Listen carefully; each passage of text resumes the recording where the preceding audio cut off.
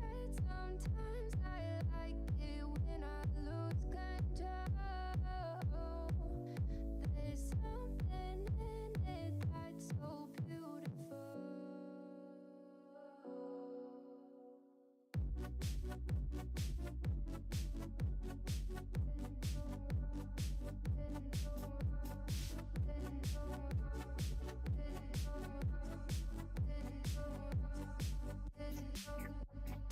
Listen, I can see the light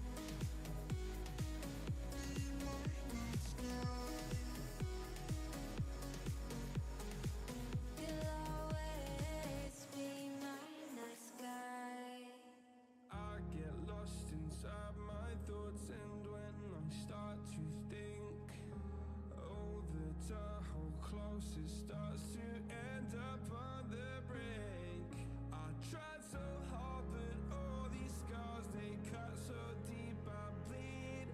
I fell so fast from heaven, it's like someone clipped my wings. Now I'm falling, and I can't see the ground. Can we stop this gravity? It keeps bringing me down. I can't breathe, and I don't wanna die. Can we stop this gravity? 'Cause I don't wanna say goodbye.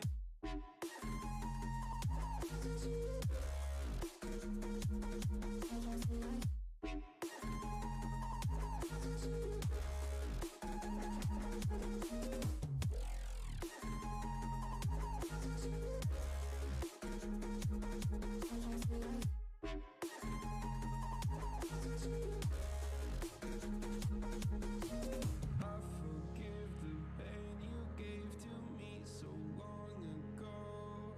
Sleepless nights I laid awake just begging to let go. I almost got to suicidal thoughts, but you stepped in. An angel sent from heaven showed me how to live again. Now I'm falling, and I can't see the ground. Can we stop this gravity? It keeps bringing me down. I can't breathe, and I don't wanna die. Can we stop this gravity? 'Cause I don't wanna say goodbye.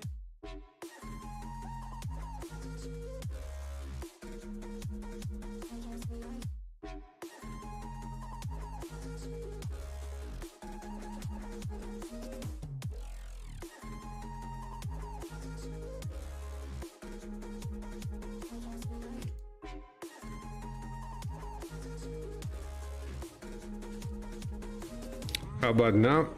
Now it should be good. Why is it doing this?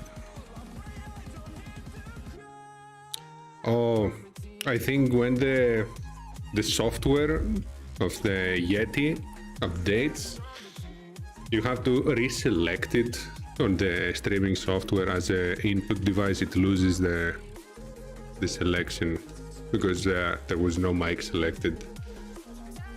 Okay, I was saying while I was talking to myself that I'm back after 2 weeks of not streaming, and yeah, there was some rearrangements in schedule, in work, in life, so it was better to take off some days to put everything as I wanted it to be again, in order, rather than try to force some extra streams. But now that all these have sorted, we're back, and we're working on well, I'm working on the subclass evolution project slowly. I'm not gonna go over it on the stream today because it's still a very drafting process, a stage, sorry, where I have some good ideas, but nothing concrete yet. I need to establish the system. For those who do not know what it is, the subclass evolution is gonna be a further division of subclasses at level 10 in the D&D 5e system, of course. And by the time it is halfway done, the way it looks, if I like the result that I see when I'm reaching halfway with the subclasses, I might publish it as a supplement. That's still a work in progress. I need to see how viable it will be, how I need to play test it, of course, a lot of them, and do a lot of balancing and research to not have things overlap, to not have things destroying other things. And once that is done, which is a big project, yes, I'm thinking of publishing it as a supplement for the 5th edition. Now the problem with that, with publishing that, is that I was not planning on working on all subclasses, right? Because in my games, I don't include all the subclasses. I don't use all the source books, especially Tassas, which I don't like at all. I hate it, and I hate it even more now. I will explain why in a bit. Yeah, I would think that if I'm going to publish something, it probably should have all the subclasses in, or at least have a very good reasoning why it doesn't. So this is a problem that I haven't found a solution yet. If I say that I'm gonna do everything, then the project time doubles. I think it's pretty much doubling, or close to that. And the whole balancing work goes even more than double. Comparing subclasses with each other, to not have one getting much stronger, much far ahead than the others, etc., etc. So when you include so many more subclasses, as you can imagine, the whole complexity level increases by a lot. That was the news about that project that has started and is my main focus in the background, other than creating content for my games. But today we're gonna have a more chill, more unstructured, more laid-back stream where we're gonna be creating spells and possibly items and possibly creatures, a mix of everything, inspired by Magic the Gathering. Magic the Gathering, for anyone who doesn't know, it's a card game published by Wizards of the Coast, which is the same company for your beloved D&D, in case you didn't know that as well. So the company that handles both products often makes crossovers. Well, not often. Now it's starting to get often. In the past, it was very, very rare crossovers.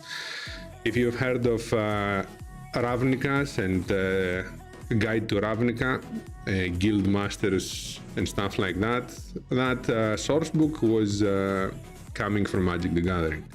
Ravnica in Magic the Gathering lore is a huge city divided into sections, I don't remember how many, each of them representing a guild, and each guild representing 2 colors of the 5 colors of that Magic the Gathering has. Like the cards are split in 5 colors: red, blue, black, green, and white. Each color has like a theme, an identity, and when you mix 2, a new identity comes out, and those guilds were representing these 2 color combinations. Ravnica was the city that housed all those guilds, and then when it came to D&D, it introduced some new creature types like Loxodons. These elephant characters came from Ravnica, from Magic the Gathering. What are they called? The guys with the huge heads and the huge forehead that are supposed to be very smart. Vedalken. The Vedalken also came from there. Then some crab mutation creatures as well.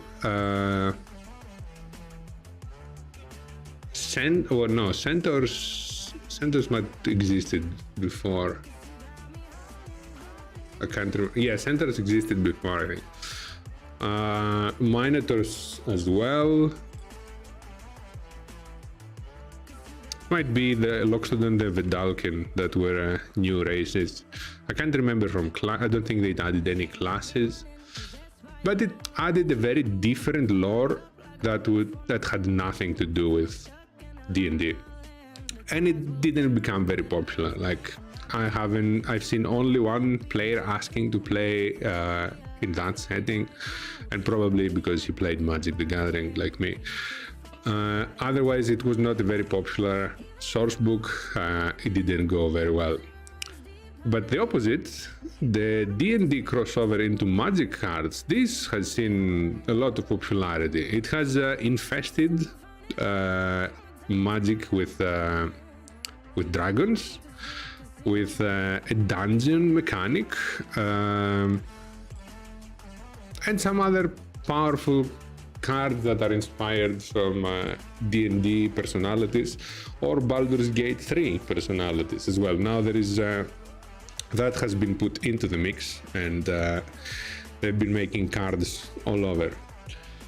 I like it now. I can say that I like it now, but overall, in the long term, I don't like what they're doing. They're going along with this theme of the multiverse that all hero movies and comics and every franchise is riding the train of the multiverse now, which is a marketing trick. Like every company tried to push each product within another product to sell the products that did not sell very well along with the well-selling product. They do not have to make any new content because they present you as new, the crossover. So it feels like a cheap attempt. And before all these crossovers, things had made more sense. Like its lore, its world had its own stories and environments. Now everything mixes with each other and everything can be anything. It becomes a salad of things that you like. And because it has many things that you like, you end up liking the salad in the end. But you lose the individual flavors that you once liked. You know that the salad has things that you liked, but you cannot taste the individual flavors anymore. That's the overall feeling I get of those multiverse and crossover things. So today, I'll pull up my MTGA client, and let me swap first to this view, so we can have some spell creation going on.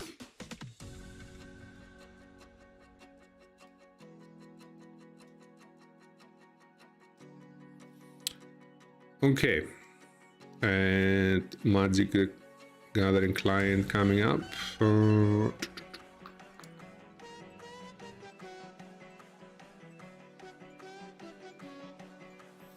There we are.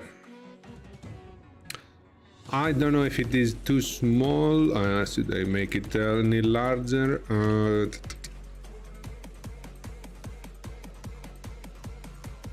Might take a little bit more of the screen. Wait, why is there a random chat in the middle of the screen?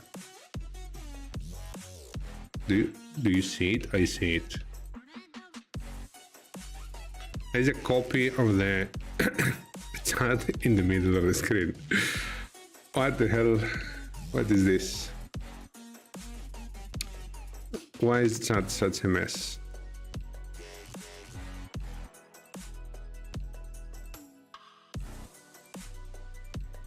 Am I seeing things here?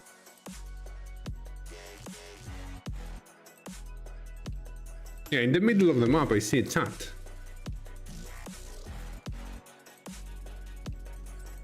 Come on, OBS, what are you doing? Where is this chat coming from?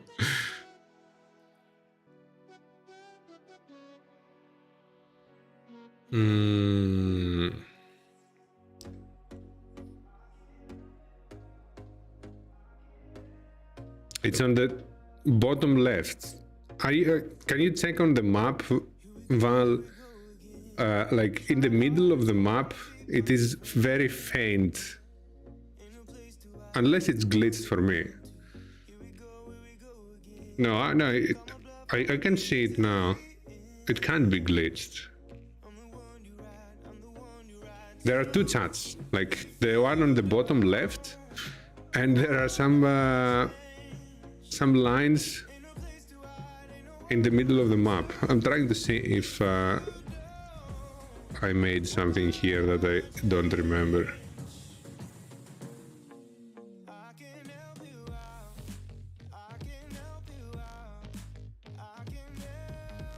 Oh, wait a second. I think I know what it is. Yes, it is faint, but it is in the middle of the map.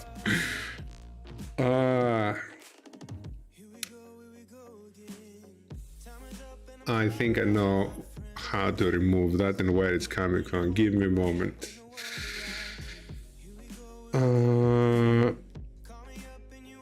I think it's one of the overlays from Stream Elements. Yes, it's here. Okay. Now it should disappear in a few seconds.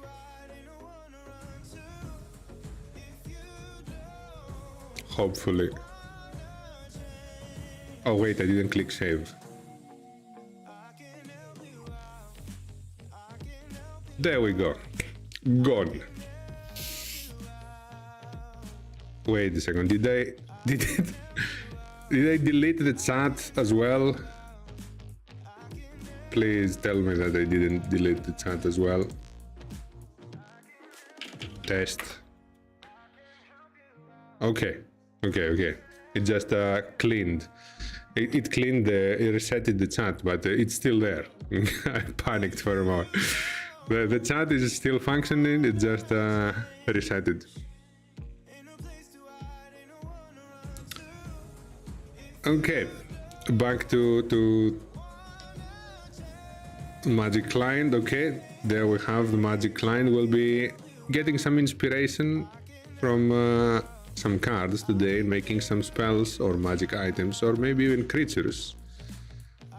I'll make it that big, should be enough.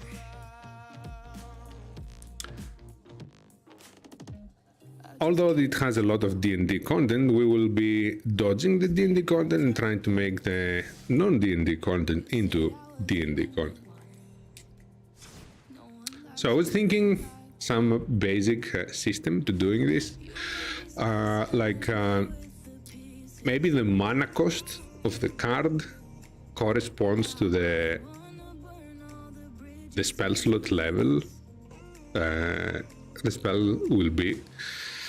Of course, the color and the effect of the card will influence what the spell will do, but as a general rule, that the cost will determine the power of the spell. Coincidentally, cards in Magic the Gathering are considered spells as well. Like the whole idea, at least at the start, now it might have changed. The whole idea at the start is that you and the other person that you're playing with, you are planeswalkers. Some powerful beings that can travel through planes, and the lands were the different planes that you had access to, and you could draw mana from them. And the other cards that were not lands were spells you would cast to produce effects and battle the enemy planeswalker. That concept started to fade a bit when planeswalker got introduced as cards, because you were supposed to be a planeswalker, then you had a mini planeswalker on the battlefield. At the start, they explained it as you summon an ally that have like very limited health. But this concept started to fade out with all the crossovers and the new mechanics and everything that was going on. And I don't think anyone treats it as a battle between two planeswalkers anymore. Okay, so let's find some filters. Let's start with some low-level spells before we go deep into big ones. So let's put mana cost 1.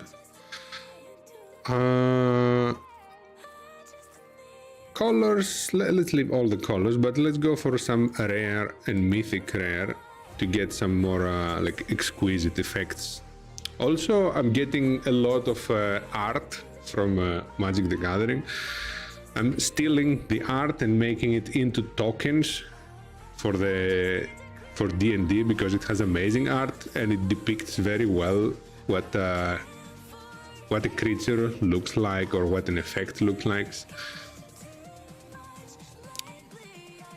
So let's also limit it into furthermore into instant, sorcery, and maybe enchantment to get some effects rather than creatures for spells. So what do we have here? Fragment reality. Exile target non-token artifact, creature or enchantment. Its controller puts a random creature card with a lesser mana value from their library into the battlefield tab. So this effect destroys something, exiles something completely, and gives the enemy something a little bit weaker in return. So because it is lesser mana value. How can we translate that into D&D? Is it a good idea? Of course, we cannot destroy something completely and summon something else. No, I don't think this would make any interesting spell. Let's move to the next. Destroy target creature with power 4 or greater.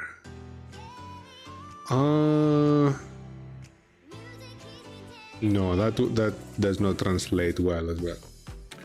Target creature gains protection of the color of your choice until end of turn. Instant. Now this can make some interesting spells. So a spell that you can use as a reaction, because that is an instant, so you're supposed to be using it when someone else is doing something. So a first level spell that gives some kinds of protection, instantaneous protection buff against a triggering attack. So that could be in the form of resistance,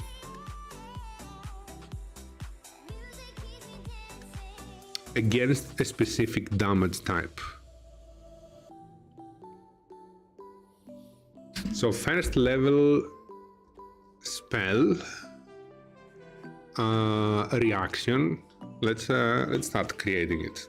That's an interesting idea, especially for classes that are like the protective type, like paladins, cleric. That would be quite interesting spell. Let me rearrange my windows a bit. It's like absorb elements, but you can use it on someone else. For divine casters, and you use it on someone else, not on yourself. So it's for someone else only, another target.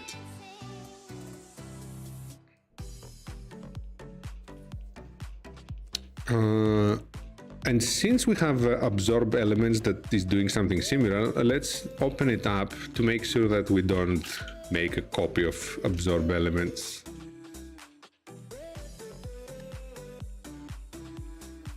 Create item spell.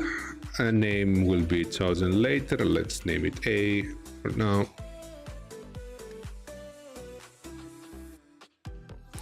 So it's gonna be a reaction. It's gonna take a first level spell slot. It's gonna be abjuration as well, because that school makes sense for things like that. And it's going to give resistance.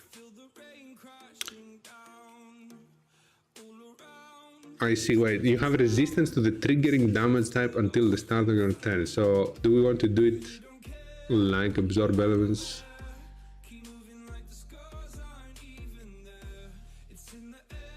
Yeah, okay, we can keep this part the same. So you have resistance to the triggering damage type.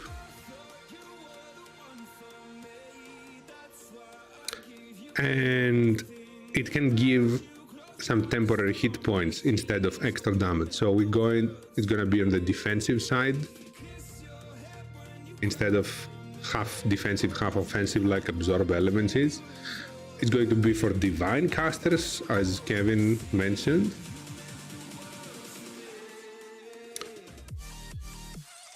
And I was thinking to exclude 2 damage types. I was thinking to exclude Radiant and Necrotic. Like not being able to interfere with... I associate a little bit Radiant and Necrotic with like divine damage types, whether it's evil or good. To the target, not to the caster. It's gonna be purely a support first level spell that prevents damage and gives some temp HP instead of healing. So it is a preemptive healing.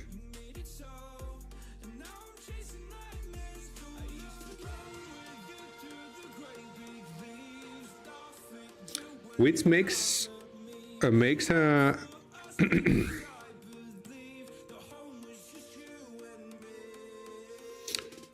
the temp HP can go before they take the damage. Wait, let me think about it again. So if we give them resistance and temp HP, maybe... Yeah, that might...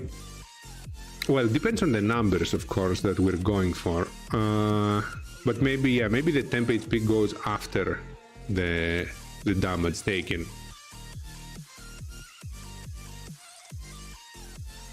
So reduced damage, then temp HP.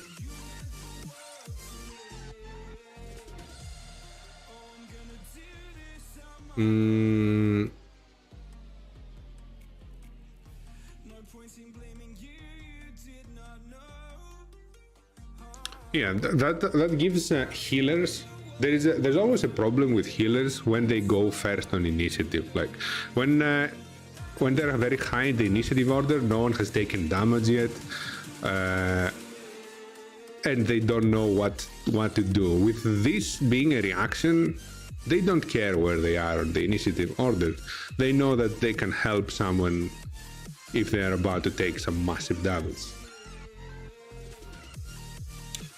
Okay, so also we need to specify, let's check our inspiration again. Does it have any?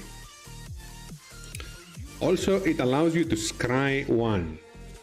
Scry 1 is looking the top of your library. How can we make this into something D&D related? Or maybe this is the temporary HP.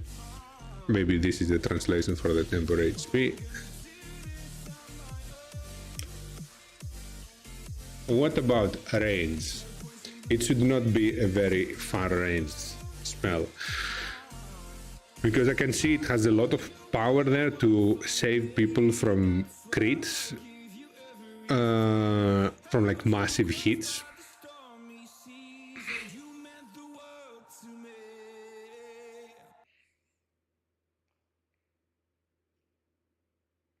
Yeah, I think 30 feet should be enough, Kevin. So 30 feet range, one reaction. Let's start making it one reaction. Target one creature other than yourself. Doesn't have any creature.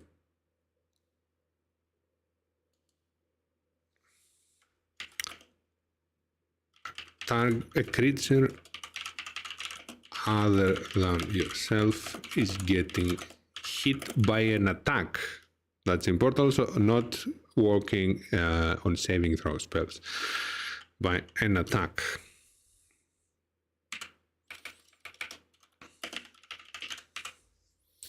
Range 30 feet. Duration instantaneous. No charges.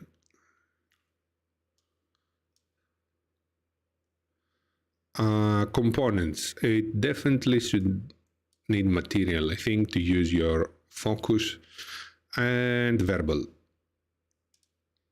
Somatic, I don't think, like just shouting, or maybe somatic and not verbal. No, verbal sounds better, gives more role-playing opportunities as well for players to shout some kind of protective battle cry.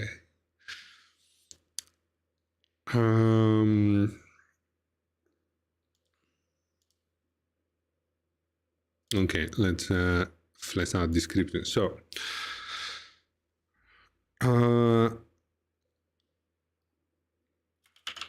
when a creature within range gets hit by an attack, you can use your reaction to give that creature resistance to the triggering damage,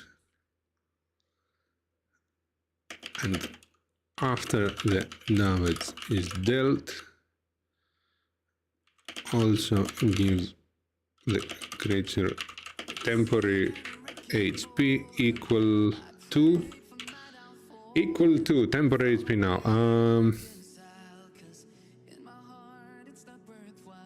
1d6 per level. I think sounds good for a first level spell. 1d6 temp HP per level, so you can upcast it for more temporary HP as well. The resistance is not gonna change. It's gonna be resistant. It's always usual, always scales.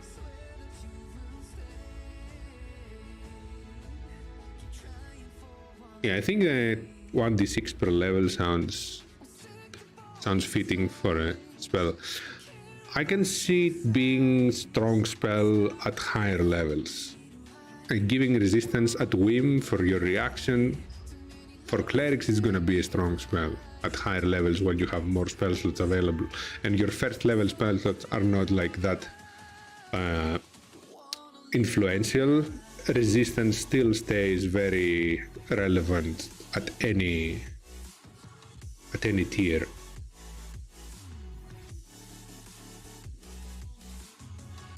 So yeah, I would go with 1d6 per level.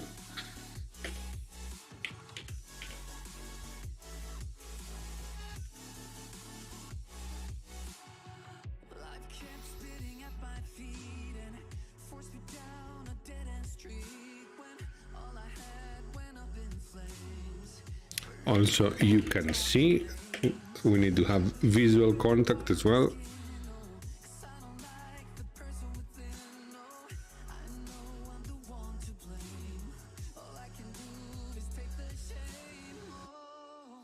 And mentioning other than yourself.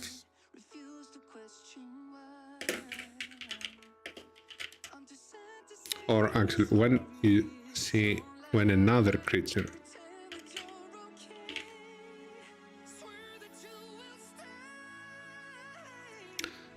creature you can see within range gets hit by an attack, or is hit, gets hit. I'm not sure which is more correct. I'll put is hit by an attack. You can use your reaction to give that creature resistance to the triggering damage. And I'll stop it there and make a new sentence. After the damage is dealt, you also give that creature temporary HP equal to 1d6, or I'll shorten it, 1d6 temporary HP. Okay, I think the description is good. Not long, not short, explains everything you need to know. I will probably add some flavor text, but not... Oh, wait. Can we add flavor text from here? Oh, this one does not have flavor text. But the card is named God's Willing, so maybe we can add some flavor text based on that.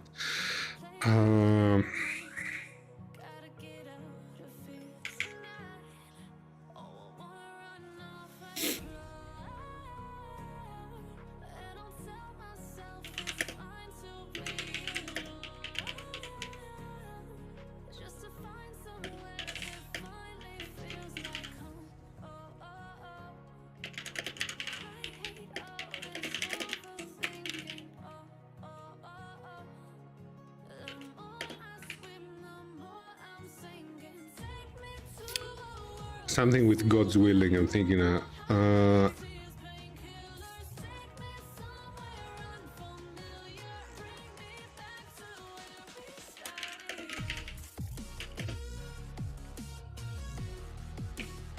Your death is not good, God's willing, maybe, or today your death.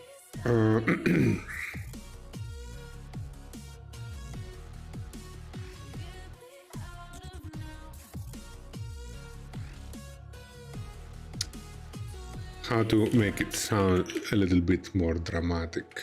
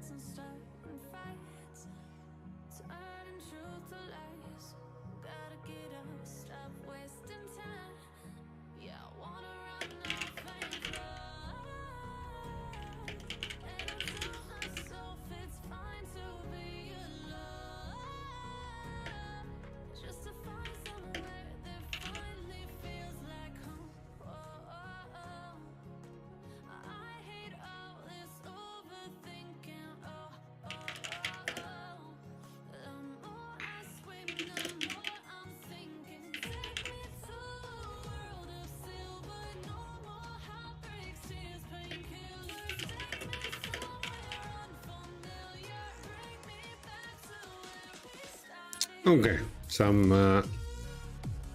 basic flavor text there.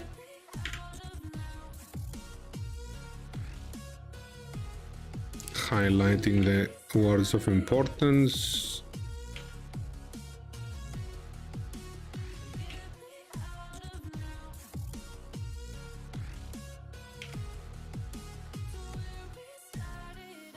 And we can name it actually God's willing.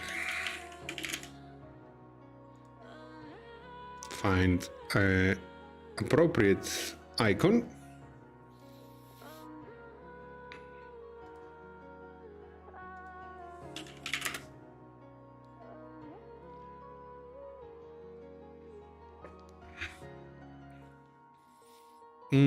Shield of Faith.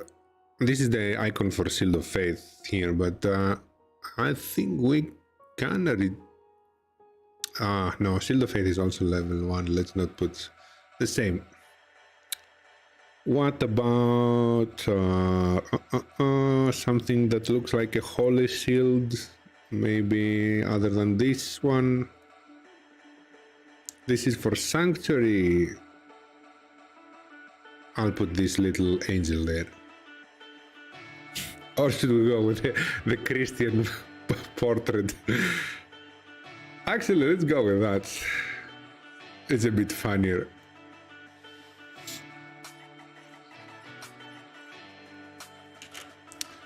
Okay. Do we have anything else to... Oh, the 1d6. We never made the 1d6. It's gonna be... I guess it's healing. 1d6. And it is scaling by level. 1d6 more. Saving throw, no saving throw. Okay, let's give it a try. We'll give it to Testus, the volunteer.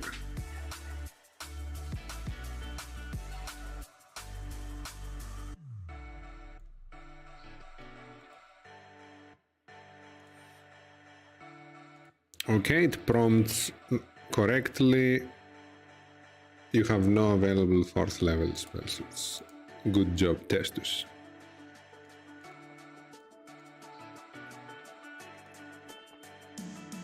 Okay, it's rolling the temp HP as it should.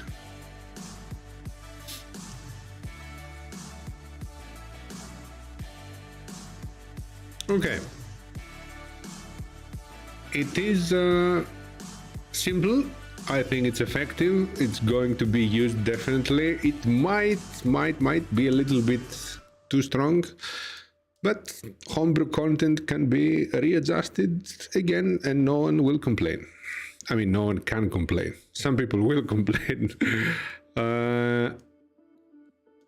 Other than that, I think that is a pretty solid spell.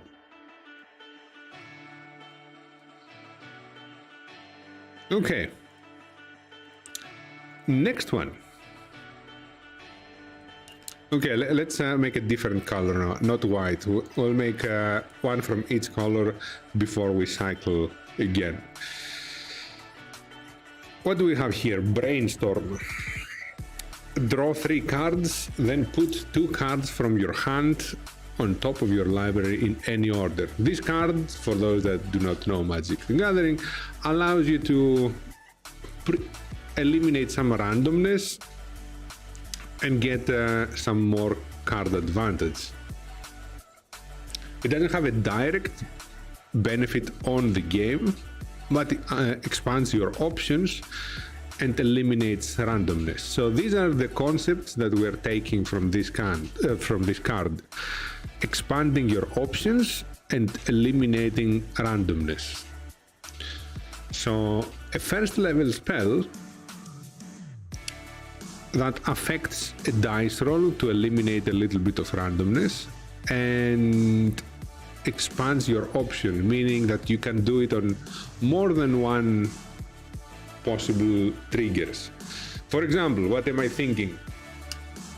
So a spell that says something like choose ability, check, saving throw, or attack roll. This is the expanding the options part. On the next roll that you do on the chosen, you get a plus something. Like we'll figure out what the plus is. The numbers are tweakable always. Now, do we have any other spell like that? Yes, we do. We have guidance. We have bless. These are one guidance is for 1. Check. Bless is concentration as long as you keep it. But this is going to be one roll, like guidance. You choose which one of the 3. And it's not continuous. So in order to not be simply inferior to bless, it has to be stronger.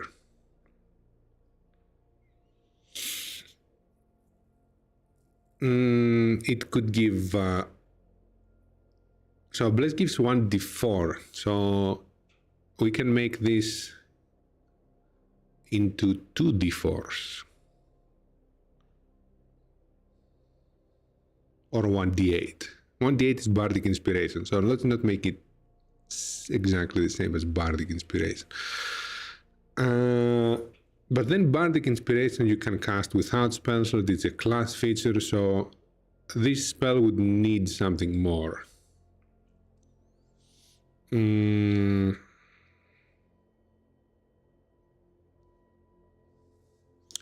Get plus 2d4 on the chosen.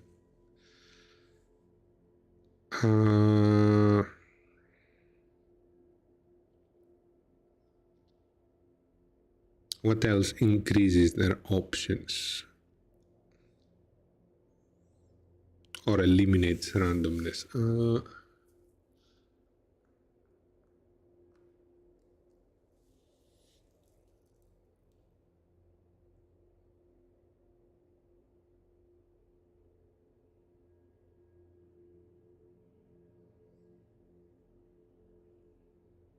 Also, I'm thinking, if it is not concentration, then someone could cast it multiple times outside of combat and make someone roll a skill check with an insane bonus. So we have to account for this type of abuse. Let's have a look on other abilities as well. Maybe we get some more interesting idea. Swan Song. Counter target enchantment, instant, or sorcery spell. Its controller creates a 2/2. What was Brainstorm? Brainstorm is the one I was thinking to make a spell that is between Guidance and Bless. So it's not continuous, but it's not as weak as Guidance. So you create a spell that eliminates randomness and gives you some options, which is what Brainstorm's effect translates in my mind. Like Brainstorm allows you to draw cards and you put them back in, you keep one and then you put two back in any order of your deck. So eliminates a little bit of your randomness in your drawing and gives you some extra options by drawing an extra card. So a spell that does that in D&D would affect the dice roll to eliminate some randomness and give you some options on where to introduce this bonus. So similar to Guidance, similar to Bless, something instantaneous but with a stronger effect, I was thinking. But since these spells already are very close, I was checking some other cards for maybe some potentially more unique effect.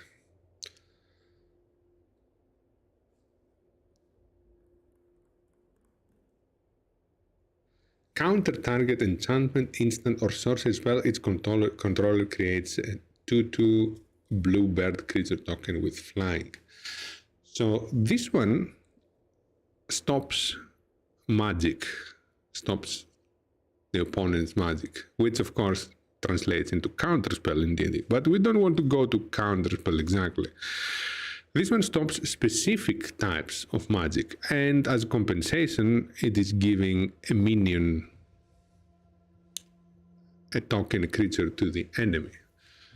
Can we make this into an inferior version of counterspell that does not break the game?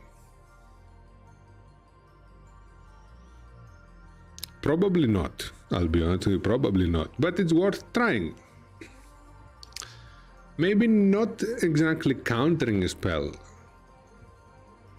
but stopping an effect, an ongoing effect for a round's duration. Let's say the opponent has cast Bless on 3 of their people.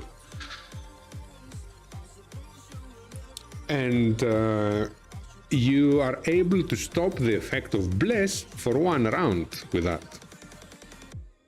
So you don't immediately remove the Bless, it's still going to happen afterwards, but it's going to stop affecting the effects will be negated for 1 round.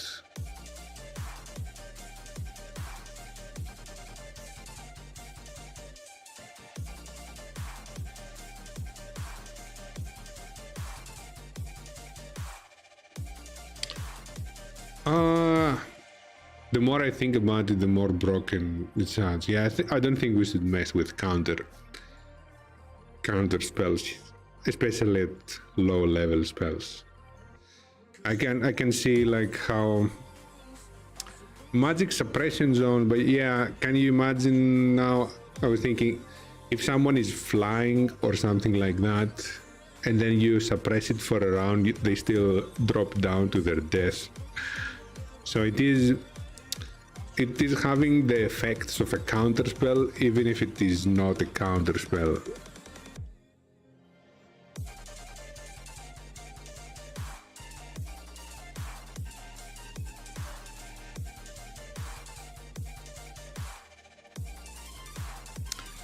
Yes, Dispel Magic is basically the same thing, but Dispel Magic is a third level spell. Now we're creating a first level spell.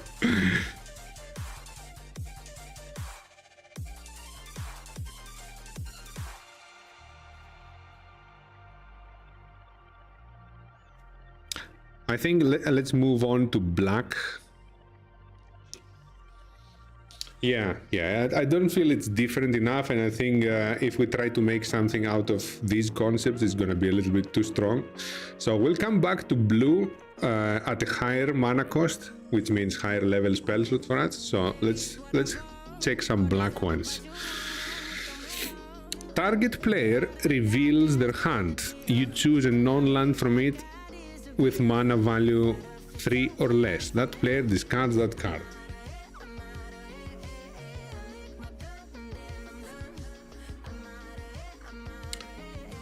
Like a shield, but for saving throws. A +2 to saving throws. That's a nice concept, but I don't think it matches these blue ones. We can probably make a white one, something like that.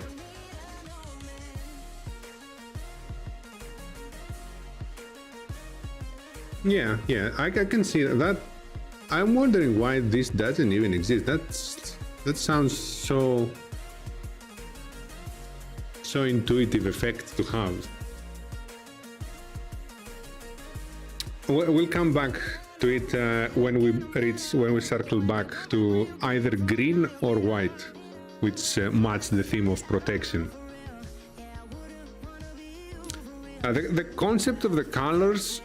Okay, I'll give you a brief, very summarized explanation. So white is all about protection, justice, law, and goodness. Black is the opposite, is chaos, destruction, pain, etc., etc. Blue is trickery, manipulation, knowledge, stuff like that. Red is like rage, fury, of course fire, a little bit of distraction, and eagerness. And green is about nature, balance, strength over everything else, plants, beasts, the natural druids, stuff like that. So your idea of concept fits very well with white and a little bit with green. On blue, think of blue more like divination, more like not abjuration, illusion. Illusion and divination, schools of magic would be the closest to blue.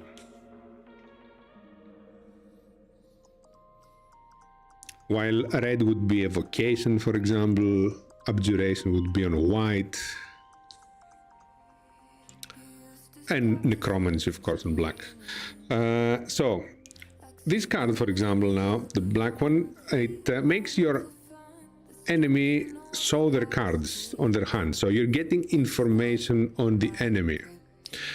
Then you choose a card from those with mana cost 3 or less, and they discard it. So you choose a kinda early game card for them and you make them discard it. That translates to what? So we get information from something and we disable one of their early game options. Now that could be you learn some of its resistances or weaknesses and you disable maybe spell slots, or they lose action or reaction. That could be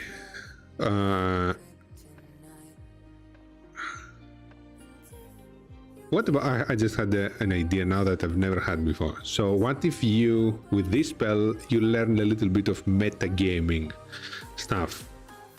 You can flavor it, of course, into non-metagaming, but essentially you're learning metagame. So you cast the first level spell to get information out of a creature. The DM tells you this creature has a bite, a claw attack, and a passive feature that gives the X ability. And then you choose one of them, and they cannot use it for a round. So you disable one of them, one of their either passives or active abilities for a round. Of course, there should be some restrictions because it is saying you discard the card mana cost 3 or less. So you cannot discard something expensive, something powerful. So there should be some restrictions, like you cannot stop a passive feature that makes a creature immortal. Yeah, you could shut down a dragon's breath weapon for a round. Like that spell prevents them from using their breath weapon for a round. Like you could flavor it as an arcane hand is forcing their mouth shut for 6 seconds. That's not a far-fetched idea. You have something like a more powerful than a magic hand and a mage hand, and it is grasping their mouth shut for 6 seconds. Then they overpower it after 6 seconds. So 6 seconds is enough to keep their mouth shut and not use dragon breath. So something like that. Now it's a bit tricky to implement because some creatures might not have many abilities. Big shut the fuck up, Dragon.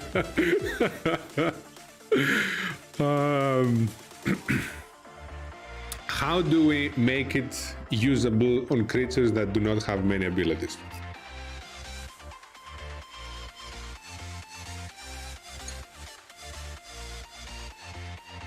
Because I can remember, for example, a primitive undead skeleton has a short bow and a short sword. That's it. They don't have anything else. Limit multi-attack.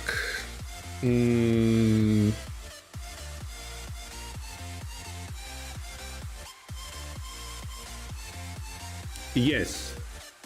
That's a good idea. Not only one attack less, because it's a first level spell. Like, you should not expect with one level spell to reduce a guy who is attacking 5 times in a turn to attack 1. That's a little bit too strong. But for a level 1 spell, attack 1 less and do something else small. So a little bit of information about the creature and reduce their multi-attack by 1. Now, if they don't have multi-attack,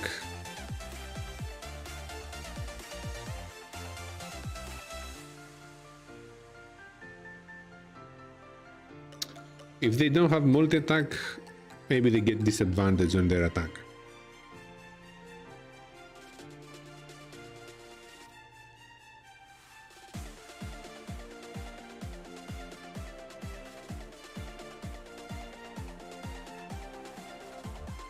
So first level spell, let's start creating it so I don't forget what I'm saying.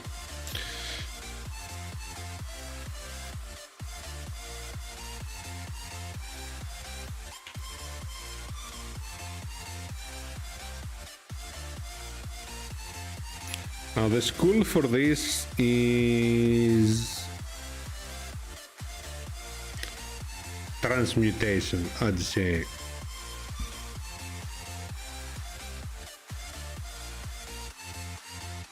Or enchantment. Or probably transmutation. It's gonna be a saving throw. So it's gonna be a saving throw on the creature. If the creature fails, they lose one of their attacks. If they have only one attack, they get disadvantage on the first attack. I mean, if they have only one attack, it's on the first attack anyway. And what information can you get about the creature?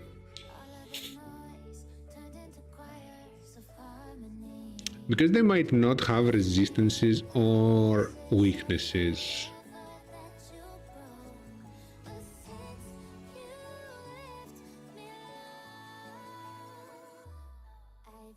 You learn about, you get information about one resistance, one weakness, or one feature that they have.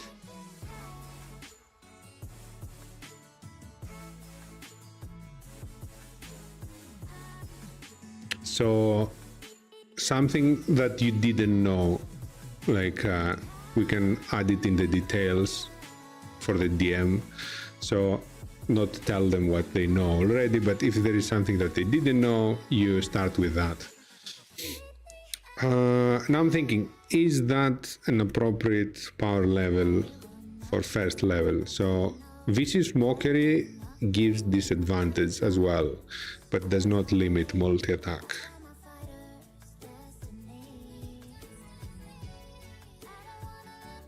And if they pass the effect, is there anything on a success?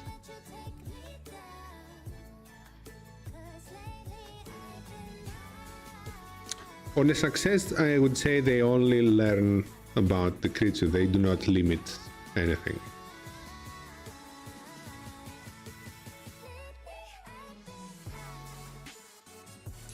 Okay.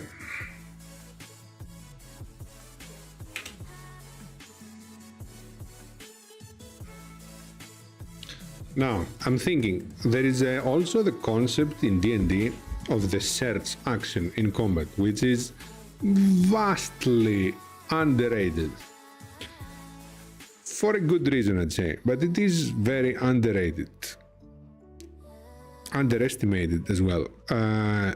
You can spend your action to examine, analyze, identify the creature you're fighting by making either nature, arcana, perception, religion, depending on what the situation is, check. The DM tells you things about the creature that can potentially make your fight so much easier. This is something that the players never ever do, unless like you take their hand and you tell them to do it. I've tried to give them some abilities that work with those features, still not used. So maybe this one hints them towards that direction. So we make this spell activate as a free action when you take the search action. So the player has to declare that they're taking the search action to analyze something, blah, blah, blah. And this spell has this condition. So when you take that, you can expend the spell slot to infuse your analysis with magic. So you're magically analyzing, not just with your eyes and your brain, but you're infusing magic into your whatever you're doing.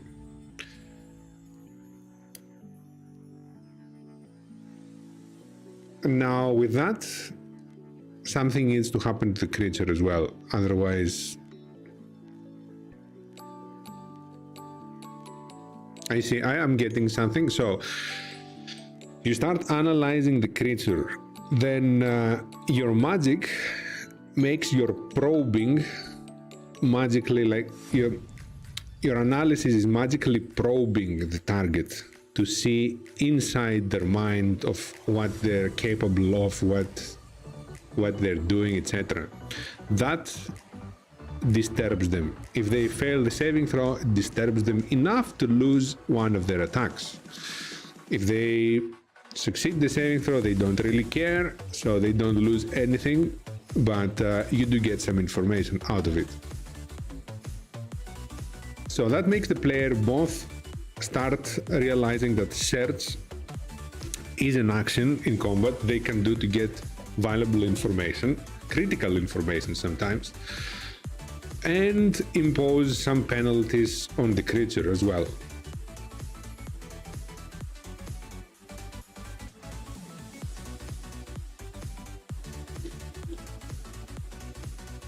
Okay, so when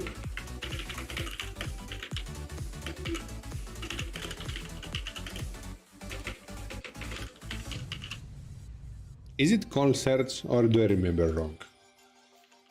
Actions in combat. I hope I remember right and I'm not calling it with wrong names all this time.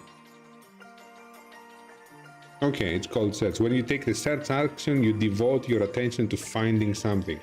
Depending on the nature of your search, the GM might make a wisdom check or intelligence check. Okay, it's not exactly as I remembered it, but it's pretty much the same thing.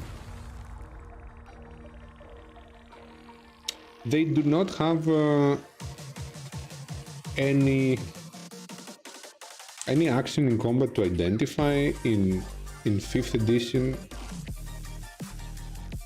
Hide, ready, search, use an object, cast a spell. Yeah, they don't.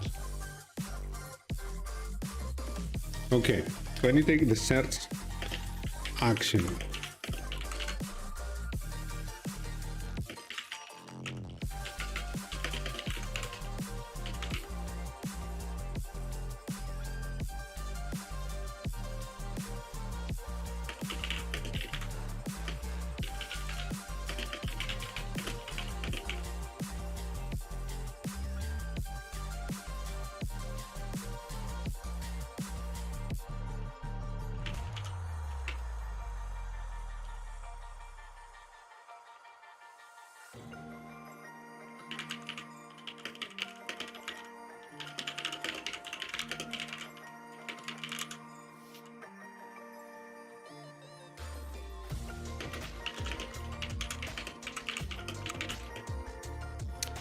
what saving throw would that be?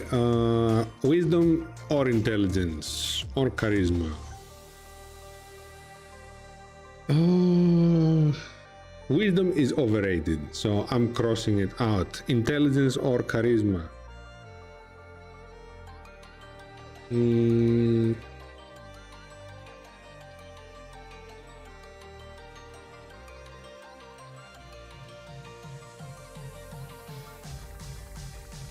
I would put it on charisma.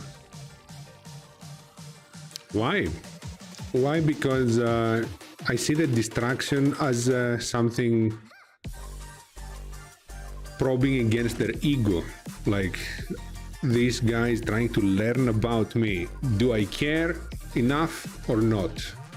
Like, I can feel their probing eyes of the spellcaster trying to learn about my capabilities. Do I care enough to be distracted, or do I not care and keep doing what I'm doing? So like a matter of their ego and how confident they are.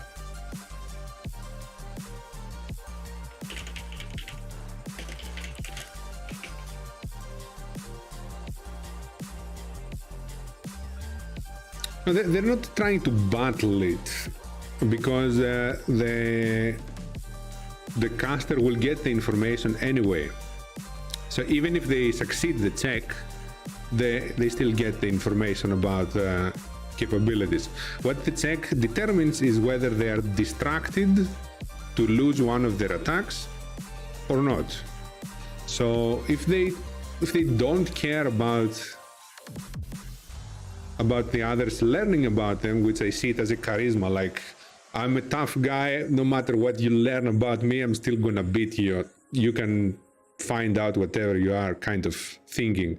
Or the not confident guy, like, oh no, he knows my spells, he knows my features, now I'm at disadvantage. This guy is like distracted, so he's failing the saving throw. Charisma saving throw.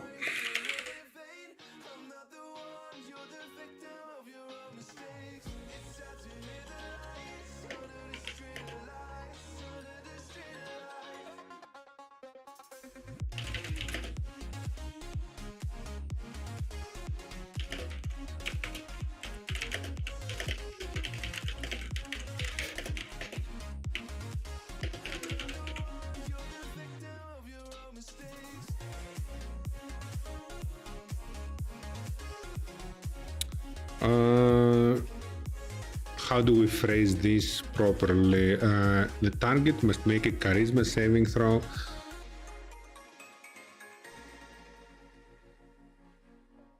No, first we have to mention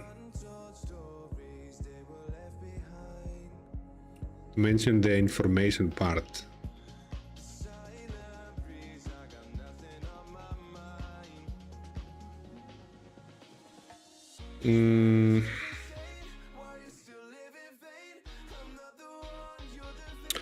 You learn one feature, attack, vulnerability,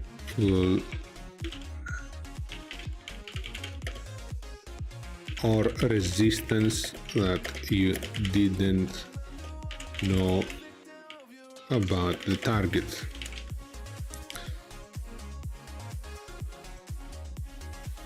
Make the spell a bonus action and have the effects tied to the search action on that turn.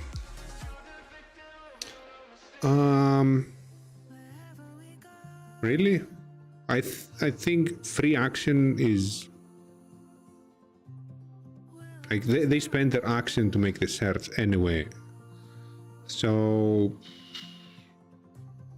maybe with the bonus action they could do something else. I think a free action is still it's not strong.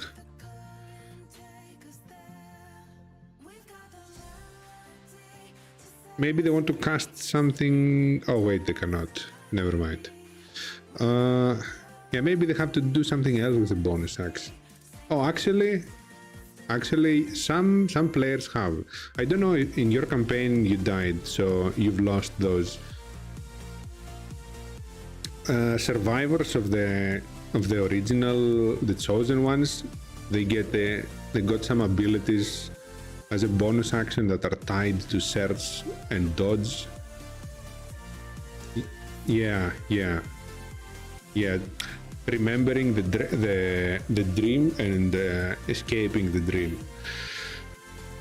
These were bonus actions that were tied to search and dodge. So yeah, you can still use those if you have them together with this, with the search, with the spell. So everything combined there to get a much better effect.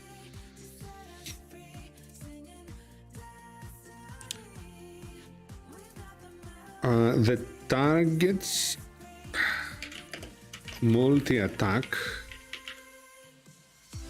count is reduced by 1.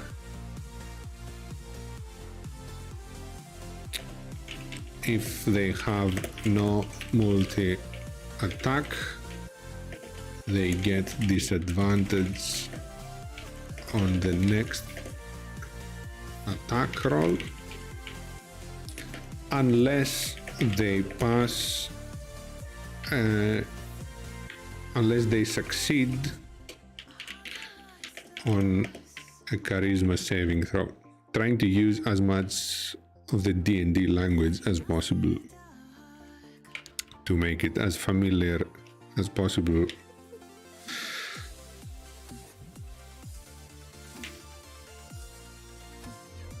Okay, so when you take the search action to analyze a combatant, you can expend a spell slot to infuse your senses with arcane probing. You learn one feature, attack, vulnerability, or resistance that you didn't know about the target. So, when you take the search action, you might learn already, based on your role, some things. So with this, you learn something extra that you didn't know. And you impose this penalty if they fail the saving throw. So what you actually do is you spend your action to learn about the target, which is a good thing, and someone should be doing it in every fight. And on top of that, you can choose to expend the spell slot to put a penalty and learn some even more, something extra.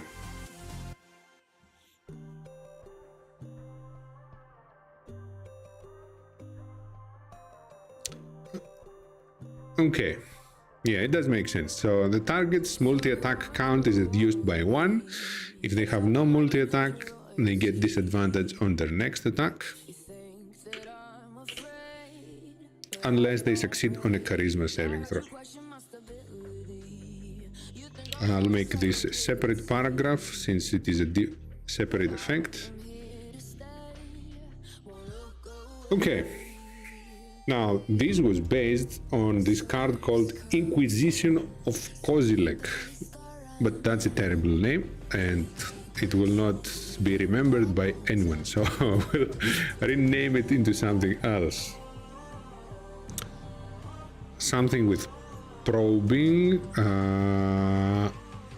something with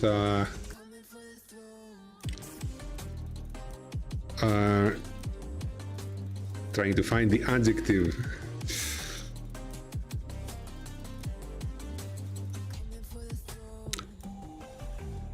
Offensive questioning comes to mind, or like forceful questioning, or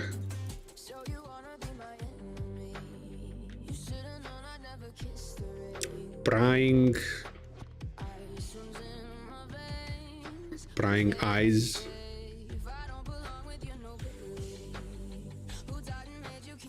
Is there a spell called prying eyes? Why does this sound familiar to me?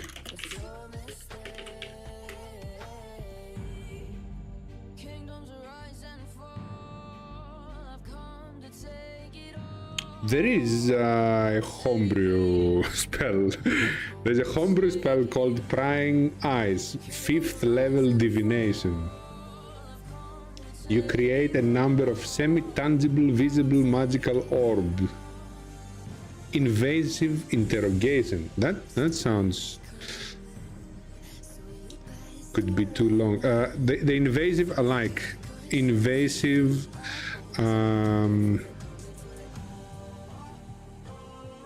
invasive probing, invasive stare, invasive staring, or stare. I think that's perfect. Invasive stare.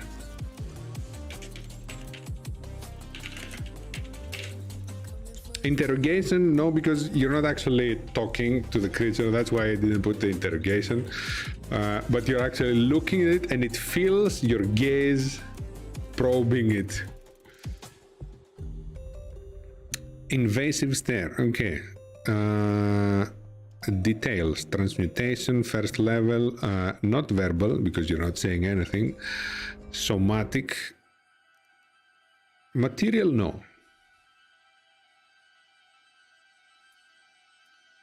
Oh, yeah, true. I kind of forget about that.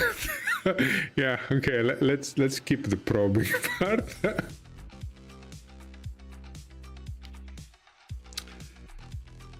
So, range. What range? We're going to give it 60 feet range, because 60 feet is the edge of dark vision most of the times for creatures, so it's pointless to go over that.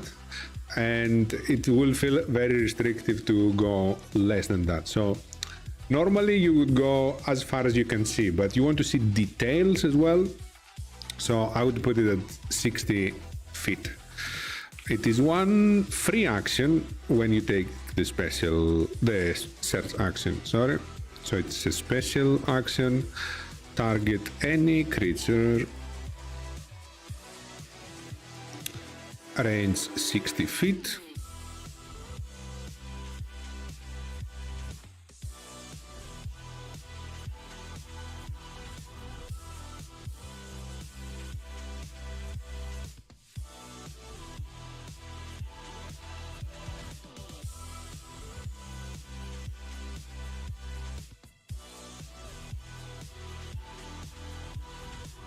Now I have an idea. This spell can be used as a spying mechanism. So if you don't want to use it for limiting multi-attacks, but just getting information out of someone, it would make sense to be able to use it more than 60. So I'm thinking of putting a ranged weapon range, meaning you have 60 normal and 3 times that. It does start to sound like a divination spell now, yes, now that I'm describing it more. But I feel like transmutation is a little bit abandoned, and I would say it is at 40% transmutation, 60% divination, the way we've made it now. But I would prefer to make it transmutation because divination is kind of overused lately. Like every single wizard in my games now are divination wizards, and they're increasing with the new groups. So I want to make it transmutation to be to split a little bit the power. So I was thinking to make 60 range the normal and give double range, but the target makes the saving throw with advantage. So if you don't care about imposing the penalty, you only care about what you can learn about the creature, like a spying attempt, rather than a combat attempt. Maybe outside of combat you see your target like in the distance, you don't want to get too close, you just want to get some information out of them. So they don't get really distracted by it. They might feel that someone is watching them. They feel the effects of the spell, someone is spying on them, but it does not really affect them. That's why they have advantage on the saving throw and they can easily shake off the debuff. So 60 normal, 120 with advantage on the saving throw. Duration, it lasts 1 round, the debuff.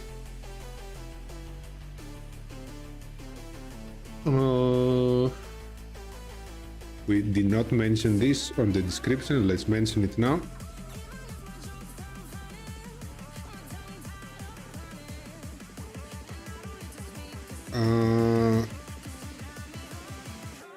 Until the start of your next turn, unless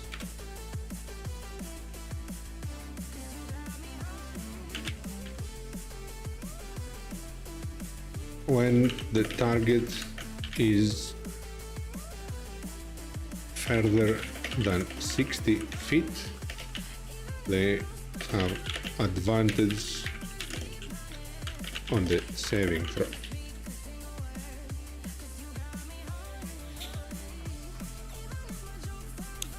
The saving throw is, as we said, charisma. Saving throw. Oh, that's the default. Spell casting. Charisma. There's no damage formula, nothing. Obviously, this spell does not scale with levels. There's not much. We could make it like every spell slot above reduces the multi-attack by 1, but I'm not really very excited about such concept. It's supposed to be an information gathering spell, mostly with a debuff as a bonus.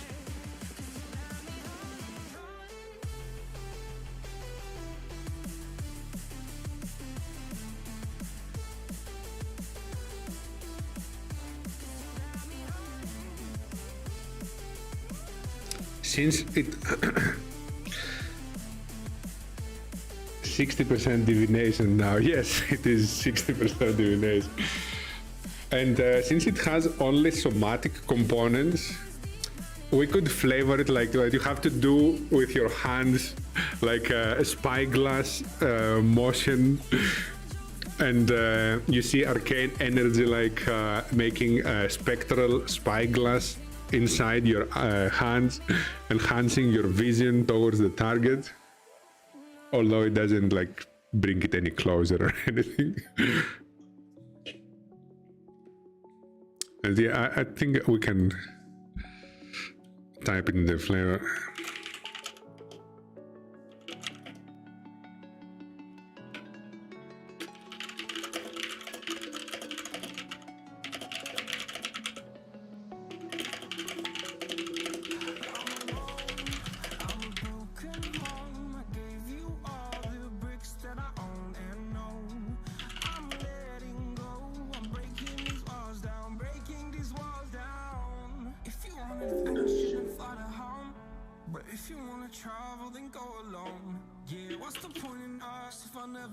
Use there.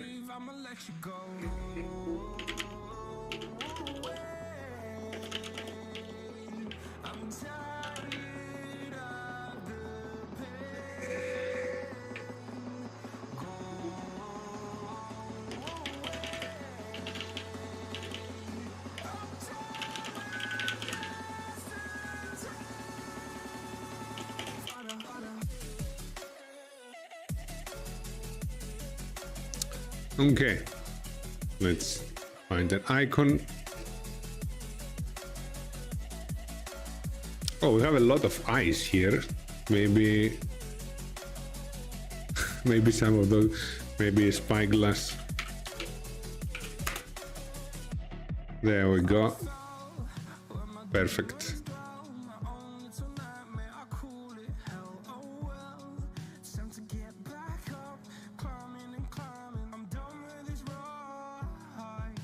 Okay, Testus will test the spell for us, see if everything works okay. First level, yes. Spell DC, 14 charisma, okay.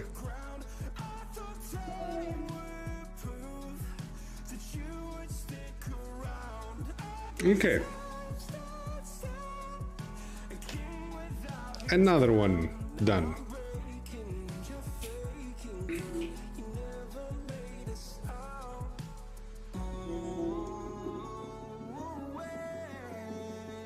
Moving on to the next.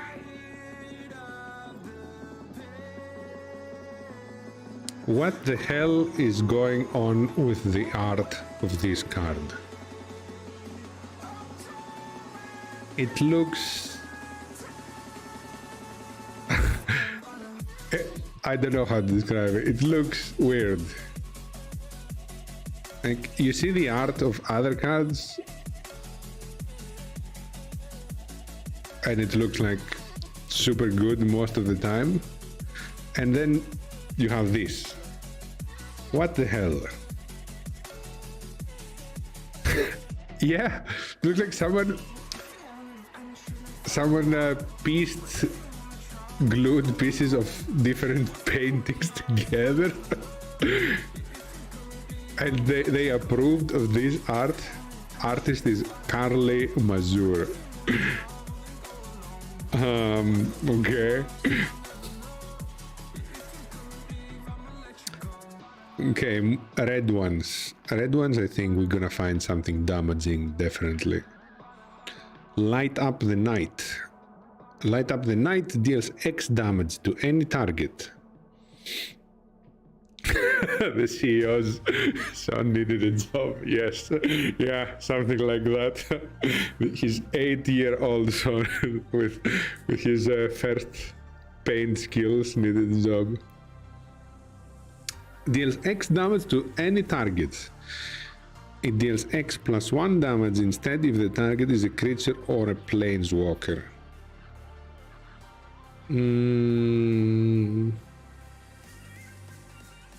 No, that doesn't give us any interesting ideas. This is very, very similar. And this is also very, very similar, but this has a 5 or more condition that works well with D&D as well. Oh, what about this one? Create an X1 red elemental creature token with trample and haste. Sacrifice it at the end of the next end step. So this one creates a temporary creature that is very offensive and is going to die at the end of your turn. Can we translate this into something D&D like? What if you summon a creature for a round only? The creature takes its turn immediately after you and is like a very offensive creature that might have like few abilities, like 1 or 2 abilities, deal some damage and then disappears. Now, what's the difference between this and the damage dealing spell? Is there any difference? That's what we have to think about. What can the creature do extra that a damaging spell would not be able to do. Of course, the creature can take help action, grapple, push, things like that, but is that really enough to justify a spell? Because it's staying for one turn.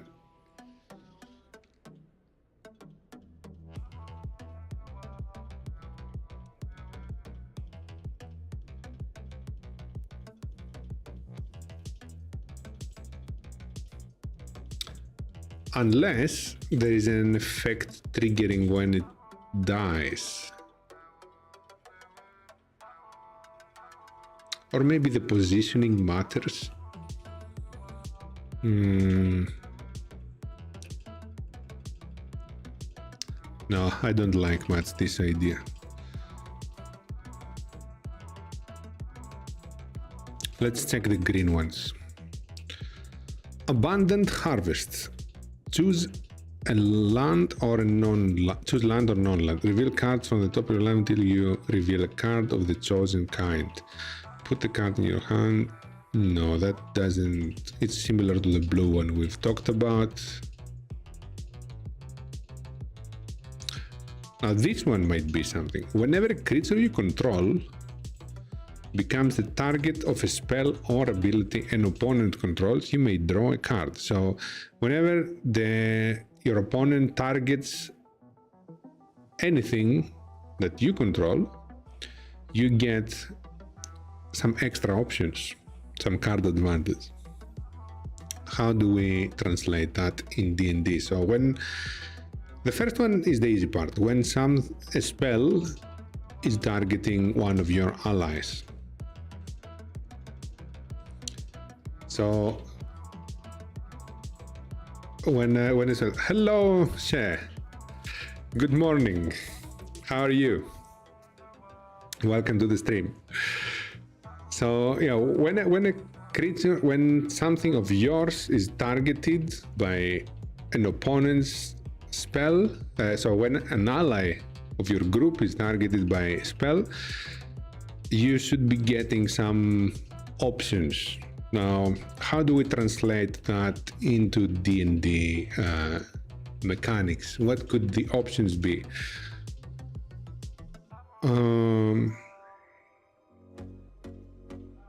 Maybe redirect the spell.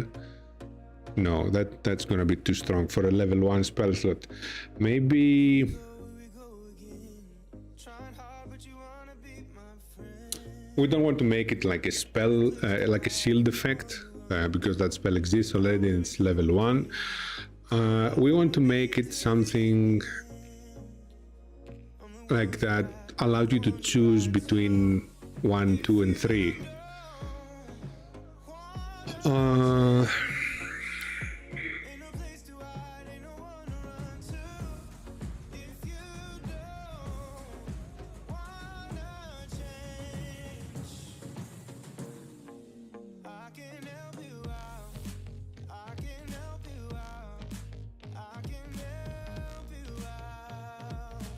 So it could be when you're targeted by, when an ally is targeted by a spell,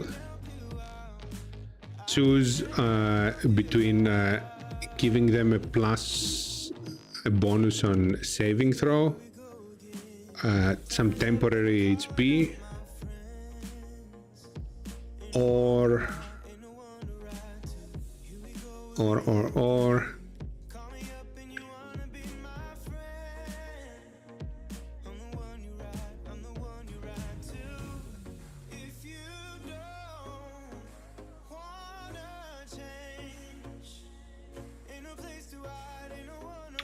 they absorb some of the spell's energy and make it their own spell slot.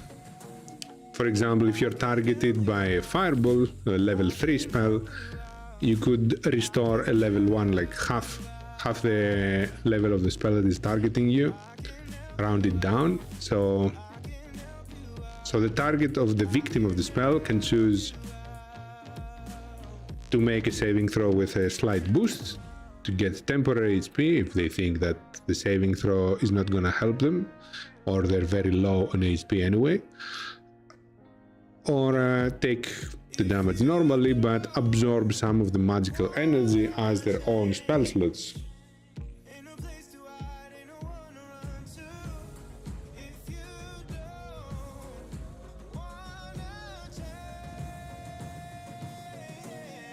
Okay, let's start creating it.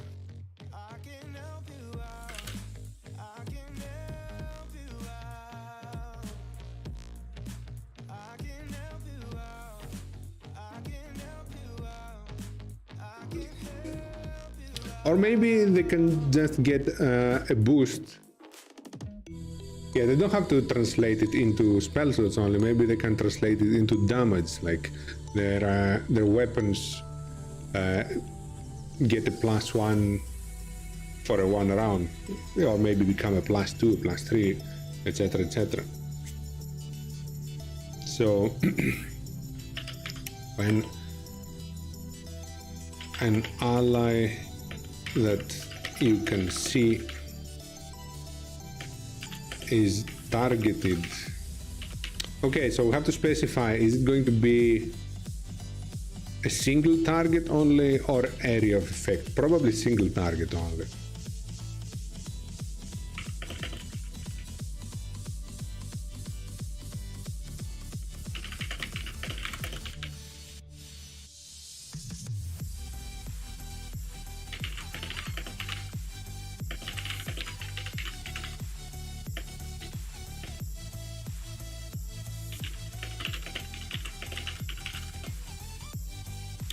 Choose one of the following.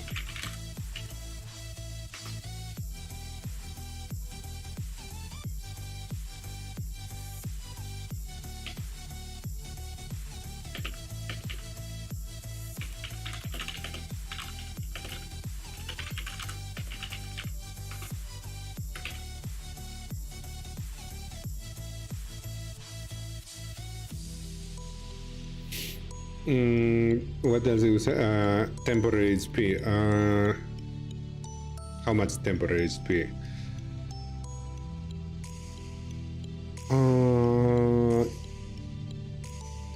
Equal to their level.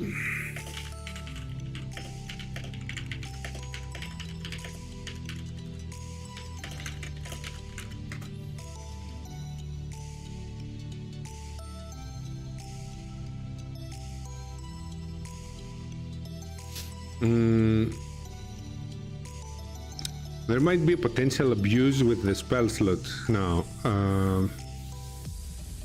So, for example, if 2 people have this spell slot, and let's say there is a source that continuously targets people with spells, if it is more than second level spell, more than third level spell, which is fourth, so a continuous source of 4th level spells targeting players each round. It's a little bit of extreme scenario, yes. Then 2 players with this spell can start to replenish spell slots by using it on each other.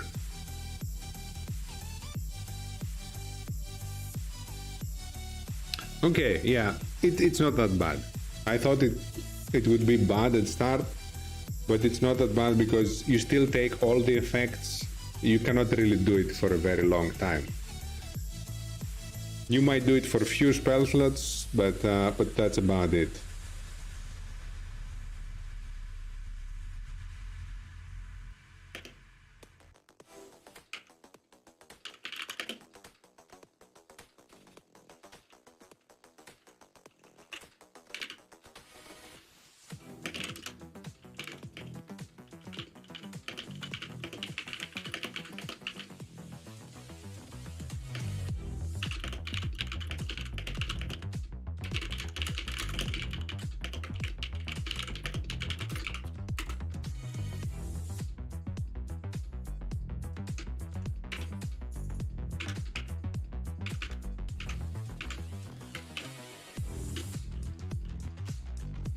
And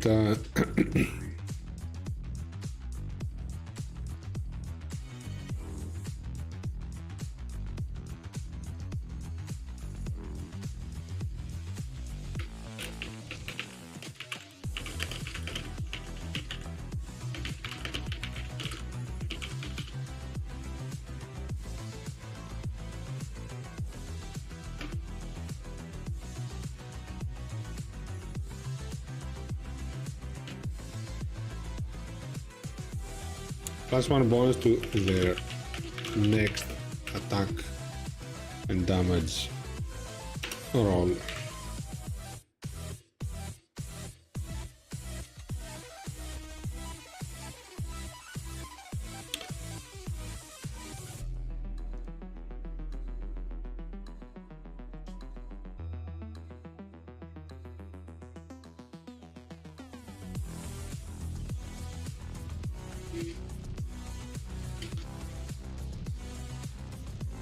Now, can this be abused by you casting spells, like casting on purpose spells on each other?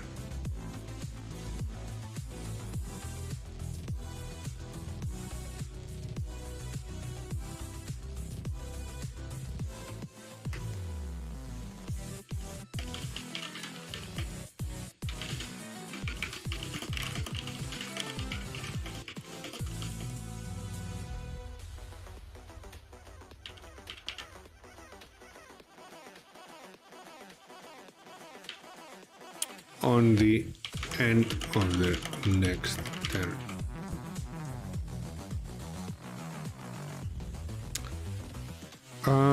Okay, +2 to saving throw, temporary HP equal to their highest class level,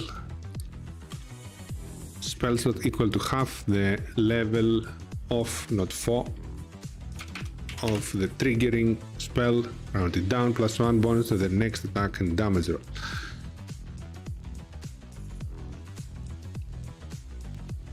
Or we can make it a +2. Yeah, you can make it a +2.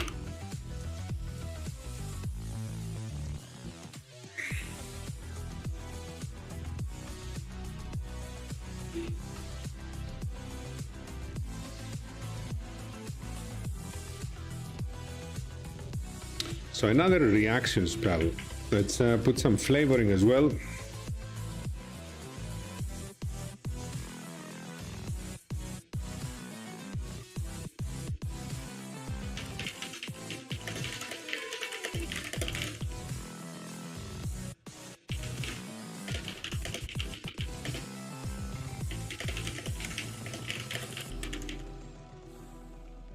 Actually, it's not interfering with the spell.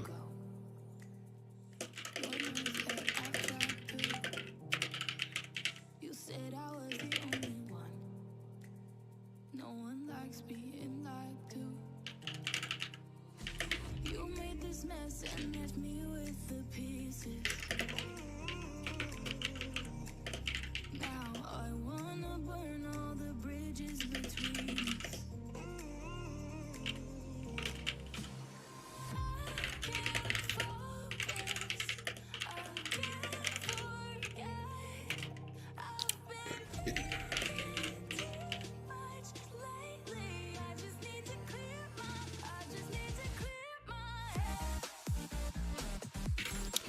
Some flavoring of what is happening and details. Now this is enchantment, I'd say, as it does enchant the capabilities of your ally. Variables, somatic, I think it would need all three. It is a strong one. Spellcasting material.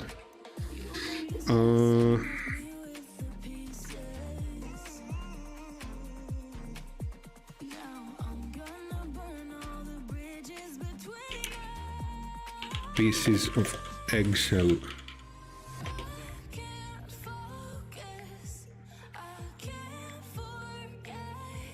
One reaction. Activation. Oh, range.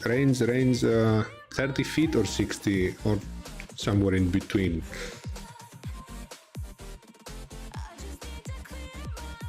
I'll put it on 60.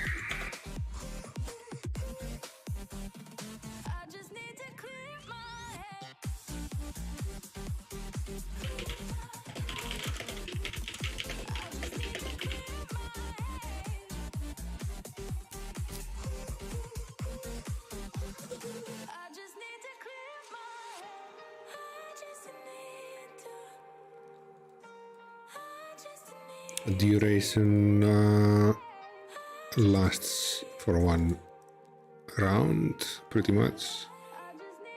Actually, instantaneous. Action type.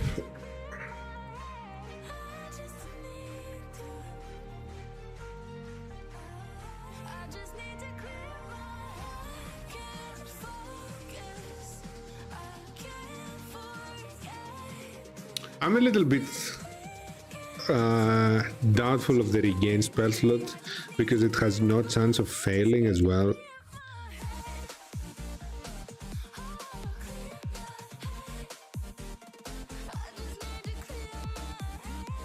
So it is kind of a transferring spell slot case.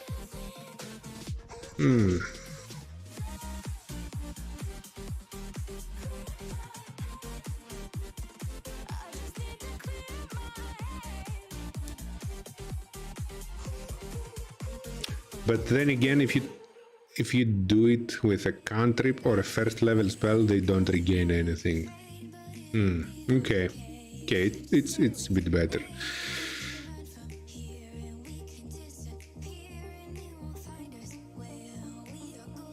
Okay, the name of this spell was Saper's Sanctuary. The Sanctuary word I like. There is also a spell called Sanctuary though. So we can name it as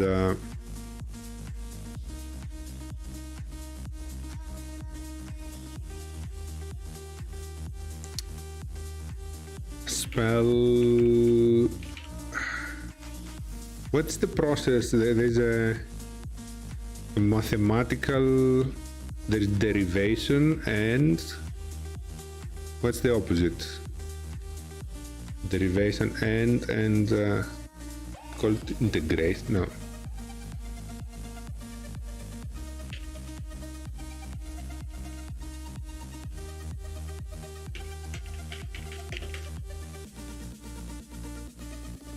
Integration, right? It's called integration.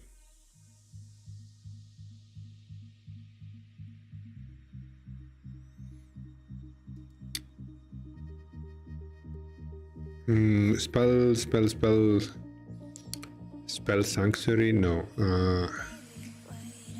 Diffusing sanctuary.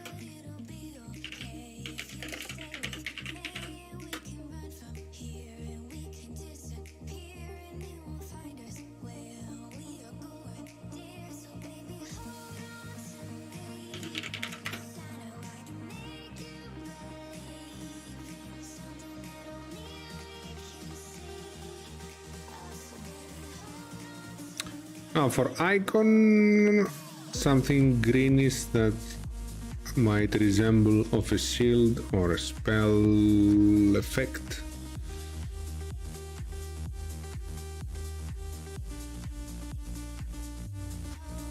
Oh, this one is perfect.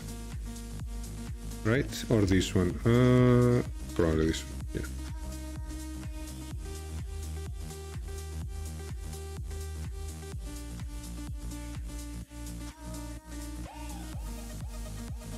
Okay, one more done. Let's test it. Mr. Testus, diffusing sanctuary. Oh, we put upscaling. We shouldn't have put upscaling.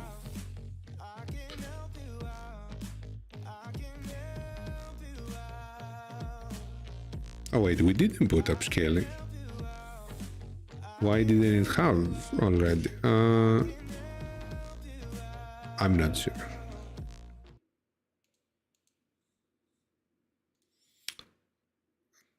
Let's try again Testus.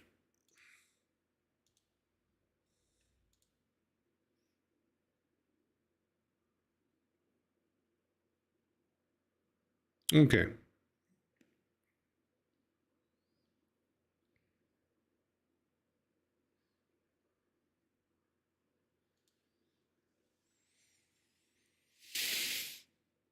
That's easier than I expected to make actually spells out of magic cards.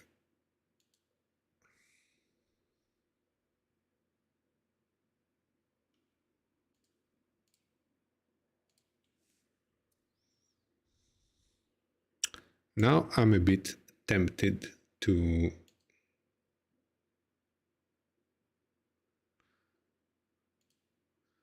play a little bit of magic.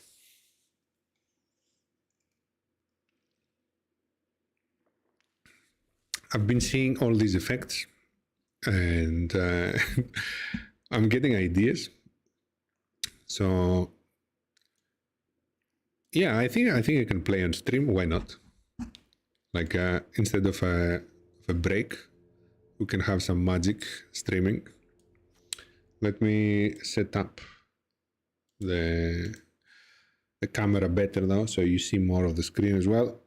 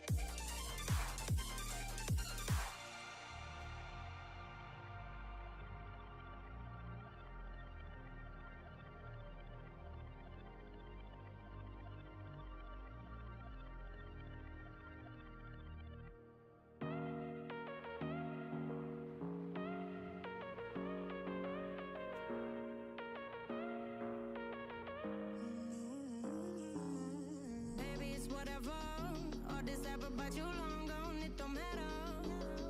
Ride or die, that's been the deal. The light of your back, I disappear. But if you don't play that for me, I'm out of it, I'm out of it. I lick my gun and then I'm done. I'm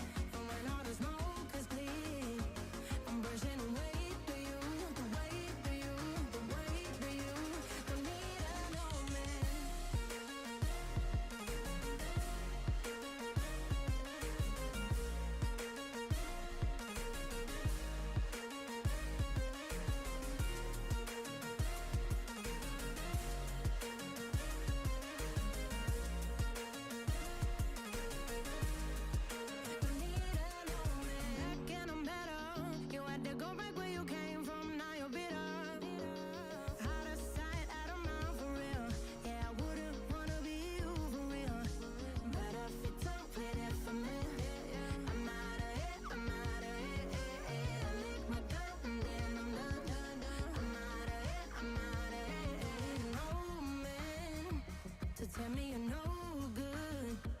I'm brushing away, do you? The weight of you, of my shoulder. So done with my cigarette, and when all the smoke is clear, I'm brushing away, do you? The weight of you, the weight of you. Don't need a no man.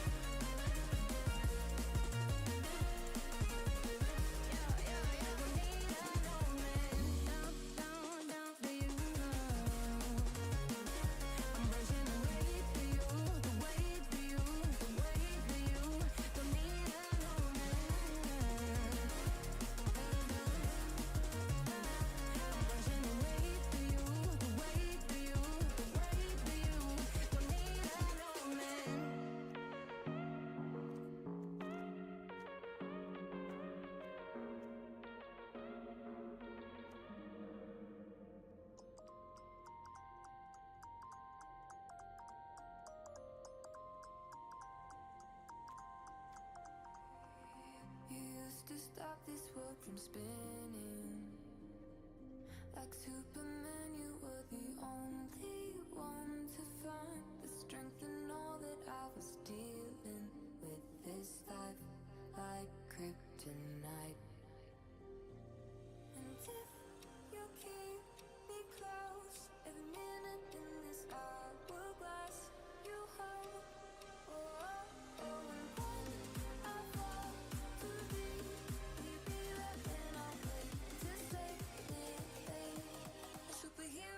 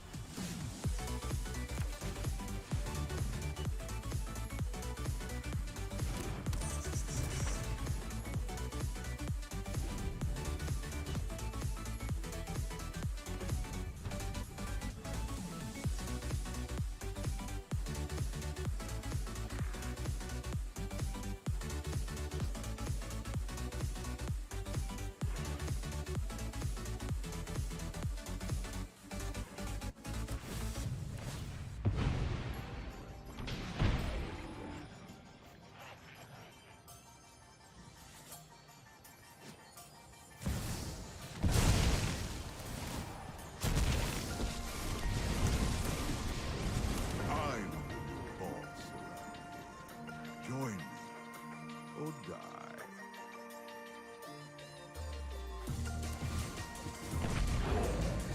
Go sow some chaos. Pleasure doing this.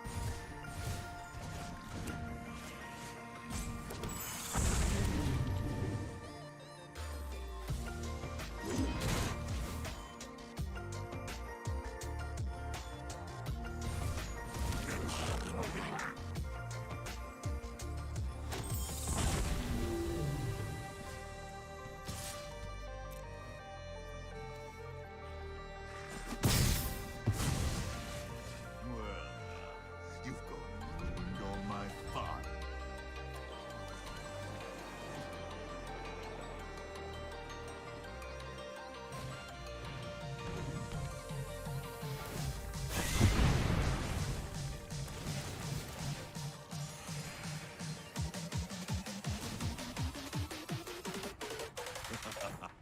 Your punishment is my entertainment.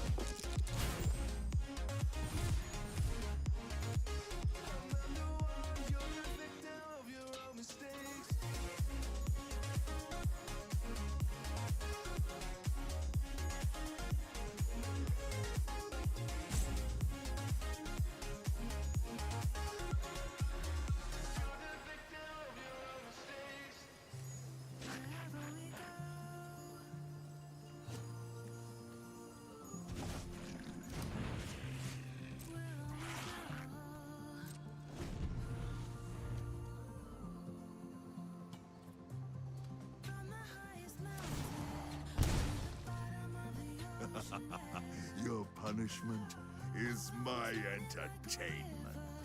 Let the current take us there. We've got the melody to set us free, singing destiny. We've got the melody to set us free, singing destiny.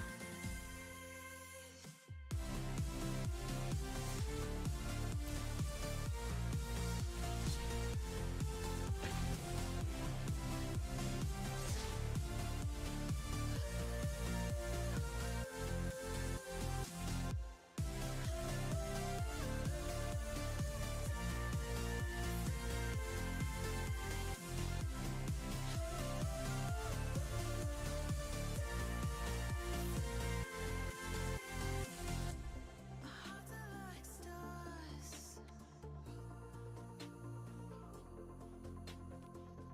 guiding us through the dark.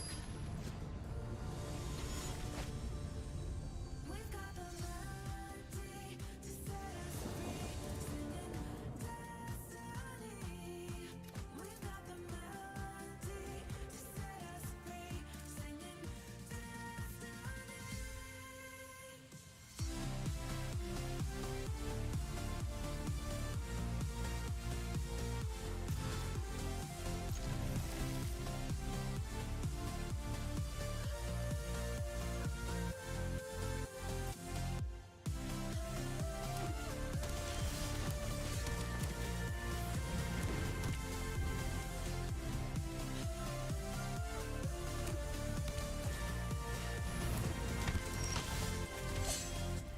Hearts are like stars,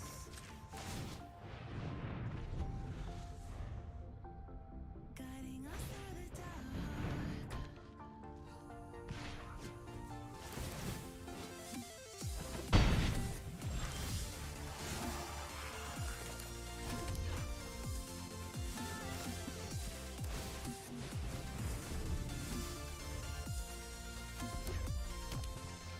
We've got the melody to set us free, singing destiny.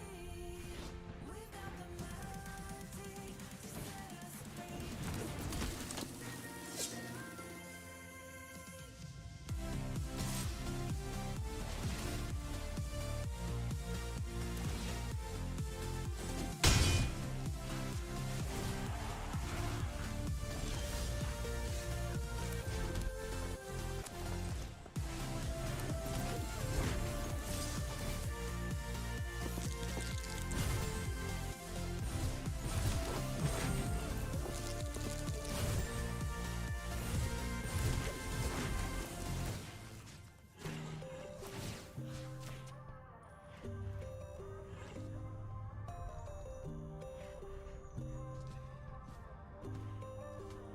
So you wanna go to war with me? You're talking like you think you're royalty. You think that I'm afraid, but I don't break. I heard you. You think I'll fall just like a guillotine, but I'm here to stay. Won't look away. The storm is coming, so you better start running. No, you can't control, feel it in my bones. I'm coming for the, coming for the.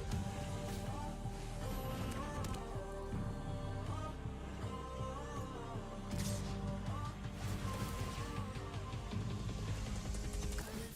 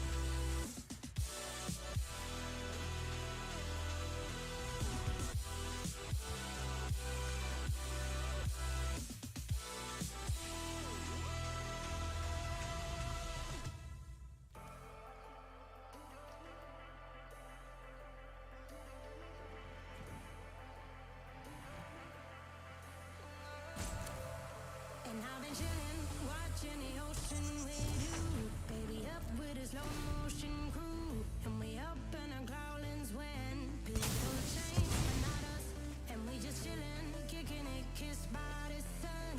Could be soaked to the skin in the mall soon. I know she got the good vibes when seasons change, but we're the same. Even if I lost all my money, the zero runs deep on it, and I don't need to speak a single word, 'cause you got me holding. Even if my jokes sound funny, my tongue tied up on it, and I don't need to speak a single word, 'cause you got me holding.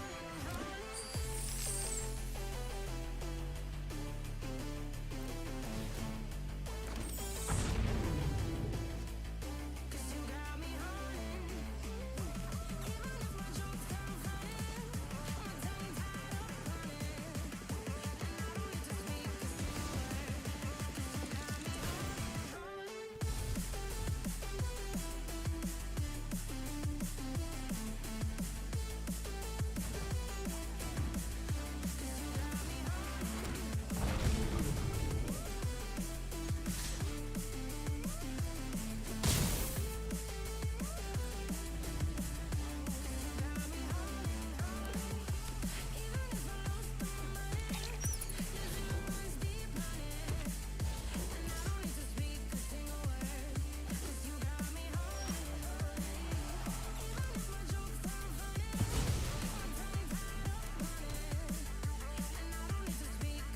word, 'cause you got me holding. Play me like a bass guitar, simmer down and mash me up, tripping like I'm Jimmy at Woodstock. Drum me round in your red Ford, shivers down my spinal cord. Oh, oh, oh, oh, 'cause you got me holding. Even if I lost all my money, the zero runs deep on it, and I don't need to speak a single word, 'cause you got me holding. Even if my jokes sound funny, my tongue tied up on it, and I don't need to speak a single word, 'cause you got me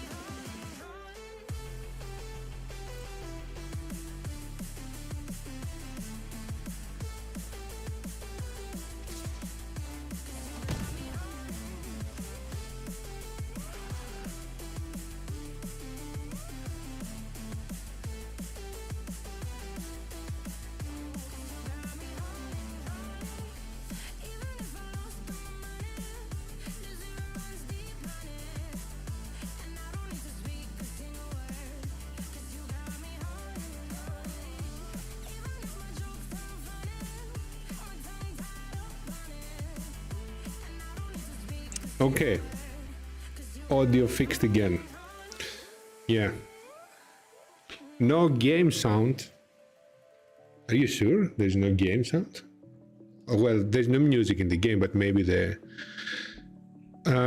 Tell me if you hear any card effects when attacks happen, because that's the only sounds. So I'm gonna try to block some things. You will hear some bumping normally.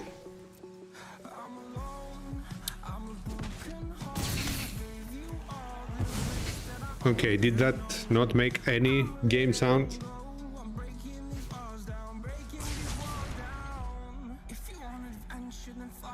Okay. Yeah, I think there were no game sounds before. Yeah, and I was probably saying I said hello to other people before, but they couldn't hear me, I think.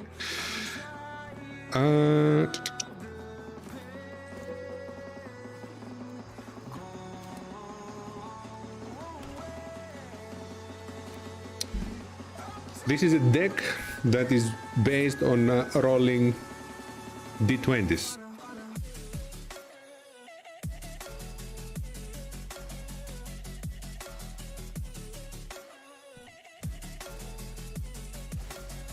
Most of the cards are just rolling a d20 and trying to do different effects. Here we go, triple advantage, and I still rolled 11 with triple advantage, which sucks, as you can guess. Nat 20 has the most effects, of course.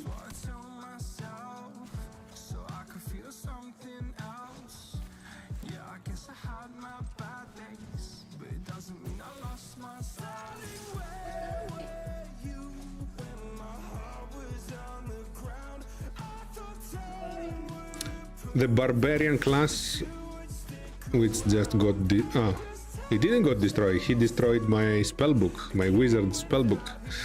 Barbarian class is giving us advantage on many things.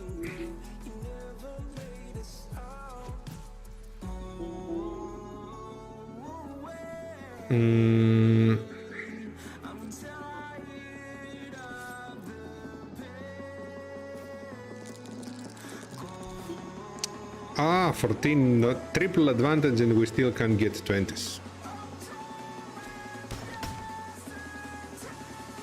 And we didn't even get some decent cards. Fuck, that was terrible.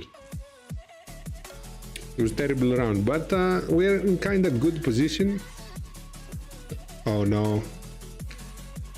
The Sidesmore Witch is not a good enemy. Okay, we can do this, we can do this. Yep, we did it.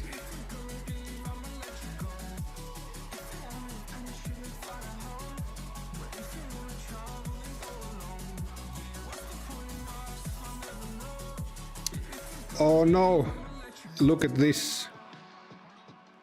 We just failed to complete the quest by one cast of a red spell. I guess there just need to be one more game. But I got bored of this D20 deck. I'm gonna try Xanathar. Xanathar. I have a deck that is based on Xanathar's Guide to Everything. Well, not the guide, Xanathar itself. Because Xanathar itself is a creature in MTG that you can play. And it's a very powerful creature. Costs 6 mana, which means that you need like at least turn 6. Around 6, sorry. And it can die as any other creature, but if it doesn't die, it allows you to play cards from your opponent's deck, which is gambling, but is very annoying for the opponent because they lose their cards as you play them. So with that in mind, this deck is built on protecting Xanathar and waiting until Xanathar is safe to do its job. It even has a horse spirit. What is this? Suspicious Stowaway. Human rogue werewolf that turns into a werewolf at night. So we need to not let it become night, I guess. Oh, became night anyway. I don't remember how day and night changes. If a player casts at least 2 spells during their own turn, it becomes day next turn. Okay. So someone needs to cast 2 spells to become day. Wait, that makes him draw cards every time he hits and cannot be blocked? What the fuck is this? What the fuck is this? We're in very bad spot.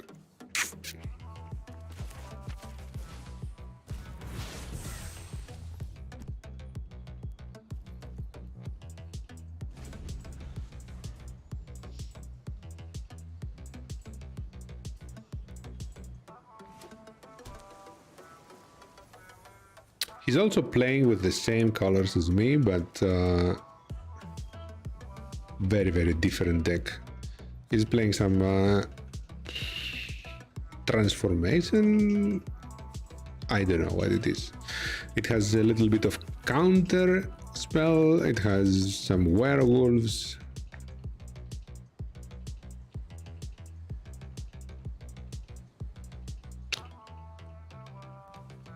And it has the advantage now. If I don't find any land looking like this, I'm very doomed. Can't fix everything, but we can. Not only am halfway of my hit points, but I have no way of removing his creatures. Now, what do we have here? And I didn't find any land like this, so I will play that, hoping that I get one now. Nope, nope. That is bad, that is terrible, that is the worst. We have nothing to do.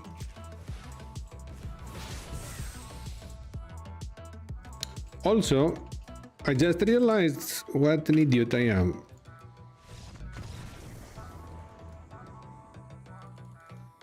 I was supposed to play a game to cast one red spell to complete the quest, or white, and I picked a deck that has blue and black, so there is no way to complete that quest. So let's go back to rolling initiative.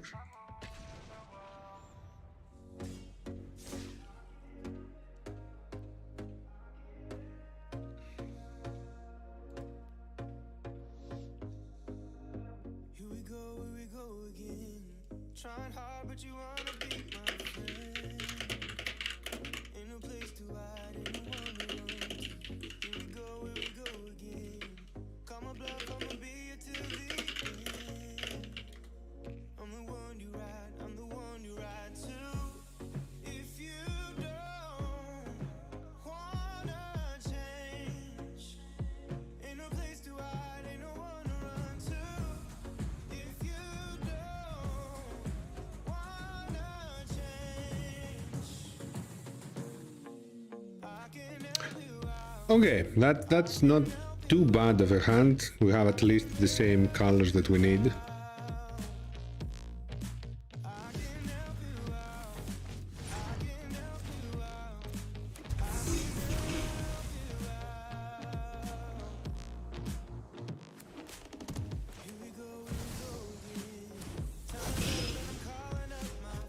And now we have the red too.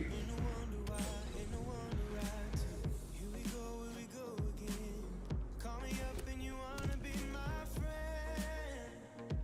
I'm the one you ride, I'm the one you ride to. If you don't wanna change, ain't no place to hide, ain't no one to run to. If you don't wanna change, I can help you out, I can help you out. I see that we're playing with an equipment deck, red and white.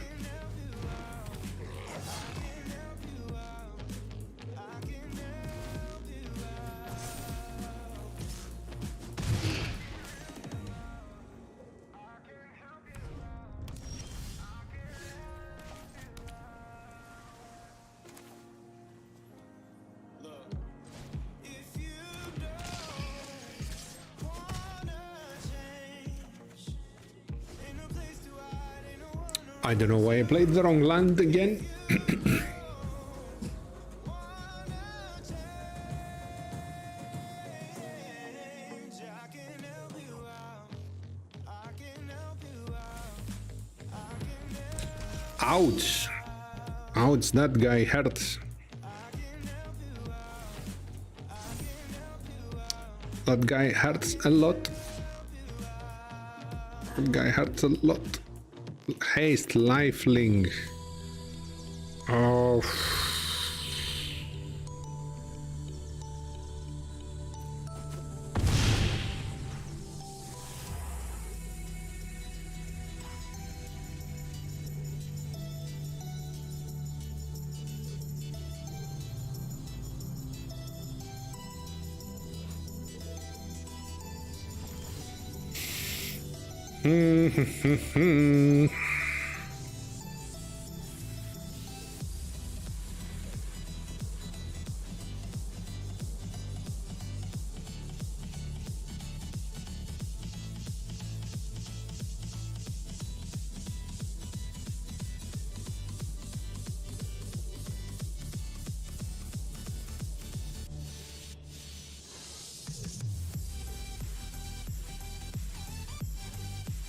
This is a difficult situation now.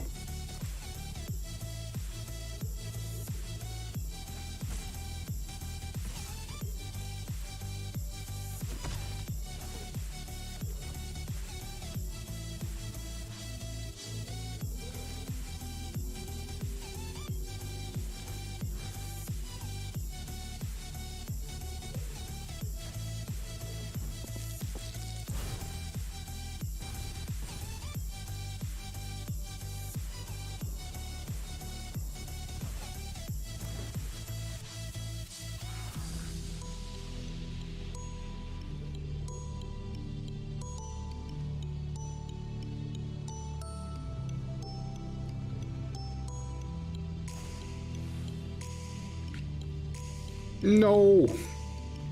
No. Fuck.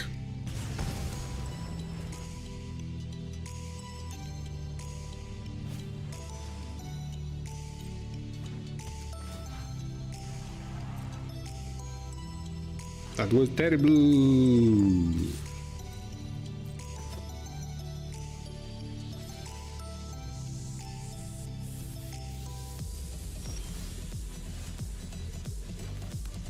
I think we pretty much lost.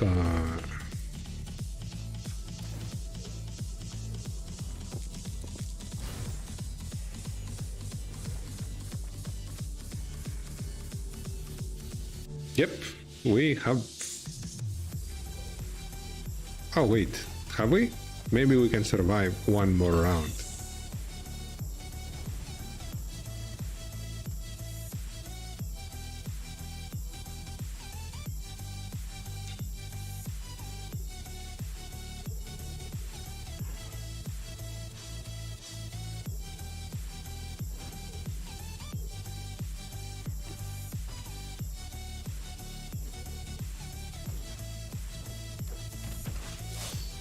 $12-3.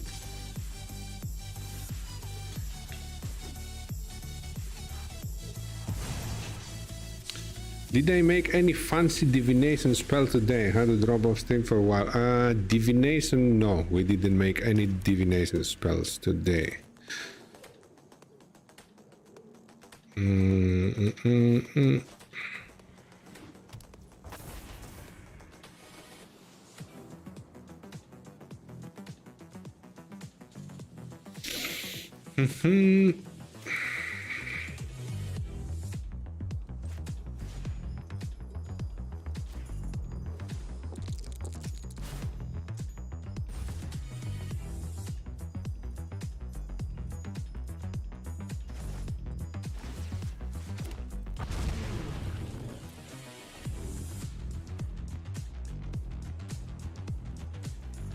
We made an abjuration, transmutation, enchantment, and what else was it? Are we gonna make more? We're gonna make more. After this match, we'll have a small break, and then we'll get back to brewing things. Oh fuck, I think I'm losing faster than I thought.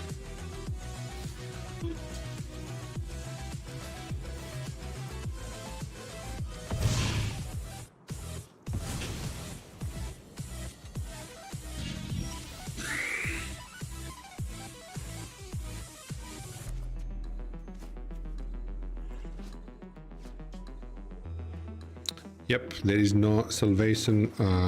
We'll just concede. Okay, break and we'll be back with more spell brewing.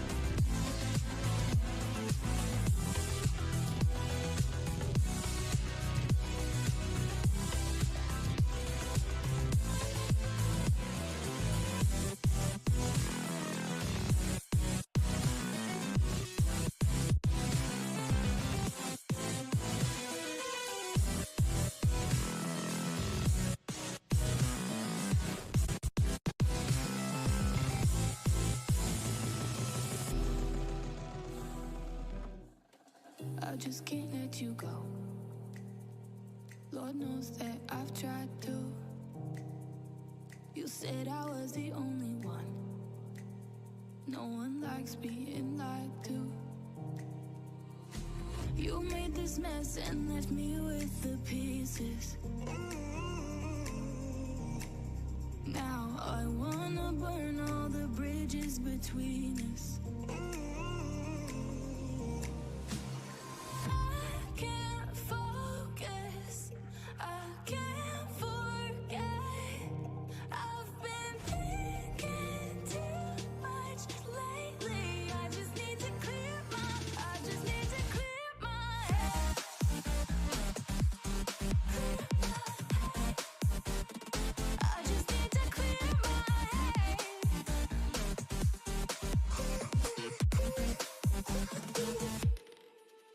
I've been stuck on your memory, but it's not like I need it.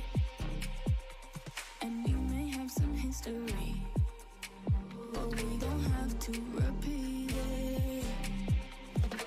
You made this mess and left me with the pieces. Now I'm gonna burn all the bridges between us. I can't focus, I can't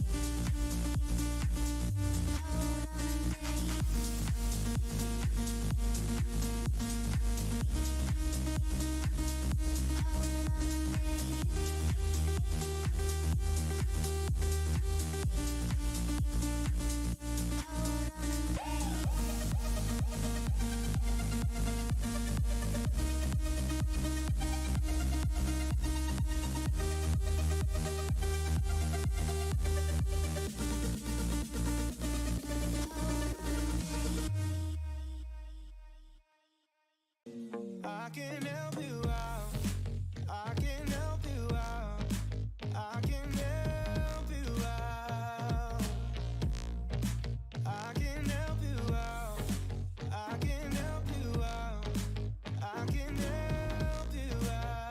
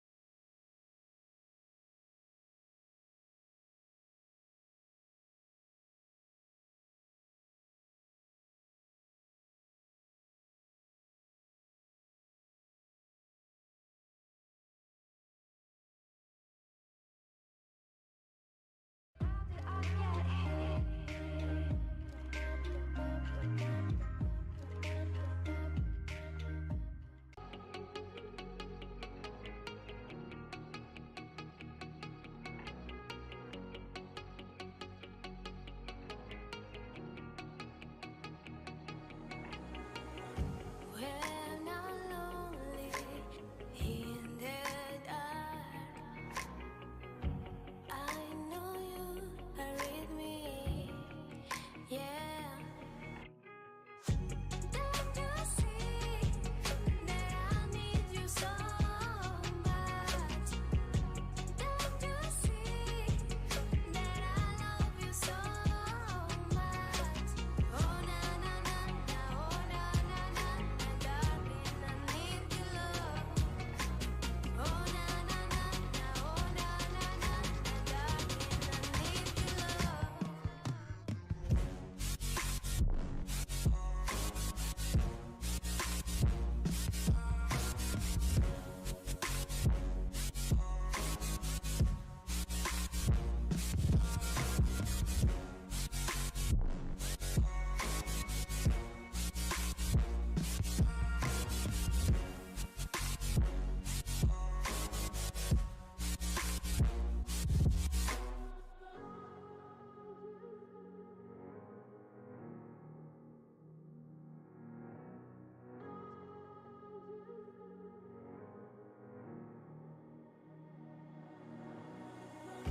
When I'm lonely in the dark, I know you are with me. Yeah. Don't you see that I need you so much? Don't you see that I love you so much? Oh na na na na, oh na na na na, darling, I need your love. Oh na na na na, oh na na na na, darling, I need your love.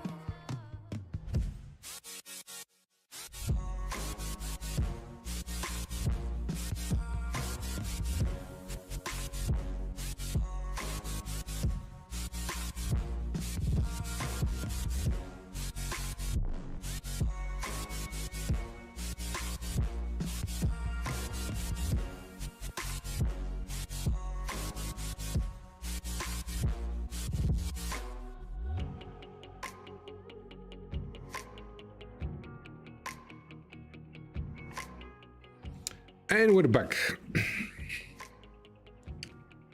Back with more brewing content, D&D content. Spells, creatures, items, everything that Magic the Gathering can inspire us today. Let's go back to the main canvas and open up our card collection. Tasha, who likes to brew. Yes, so now you understand that we're direct competitors, right, Kevin? There is never going to be a collaboration with me and Tasha. We're direct competitors. And have you seen Tasha in Magic the Gathering? She exists here too. I'll show you her abomination here.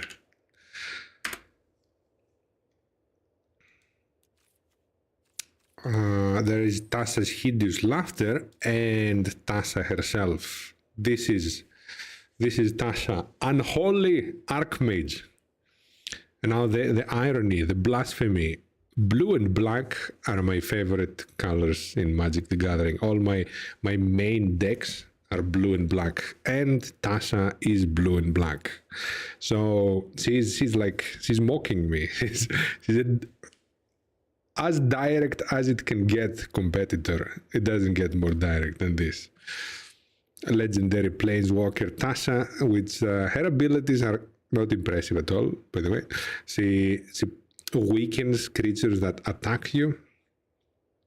Do you ever use her in any decks? No, I do not even have a single copy of her card. As you see, she has like 0 out of 4 checkboxes on top. She's not collected. I have 4 copies of her hideous laughter, because it's hideous and it reminds me how hideous Tassa is as well. So I have 4 copies of her hideous laughter, but not a single copy of her. And her ultimate ability, like Planeswalker usually have 3 abilities. One that increases their loyalty points, one that decreases their loyalty points, and one ultimate one that usually also decreases by much their loyalty points. Her ultimate ability makes the opponent reveals cards from the top of their library until they reveal 3 creature cards. Then you steal those 3 creature cards and you put them under your control. That's her ultimate ability. Not very impressive. You can get 3 useless creatures, and that's about it. The Forbidden Tassa's deck, yes. Luckily, there are not too many Tassa's cards in MTG, but I have played against Tassa's themed decks, meaning that Tassa was the main strategy of the deck, the Planeswalker, and everything else was assisting Tassa. And I beat that deck, so I felt super good after winning against that deck. So yeah, Tassa has made her entry into Magic, and she has my favorite colors, which frustrates me even more. But now we're forgetting everything about Tassa, and we're going to create some more powerful spells. Let's pump it up to level 4. Okay, so let's go like 4, 5, 6 mana costs, mythic and rares, and see what kind of instants and sorceries we can get here. And last time we didn't create anything from blue or anything from red, so let's go with those colors now. So we have this spell, for example, that is a double spell, Commit and Memory.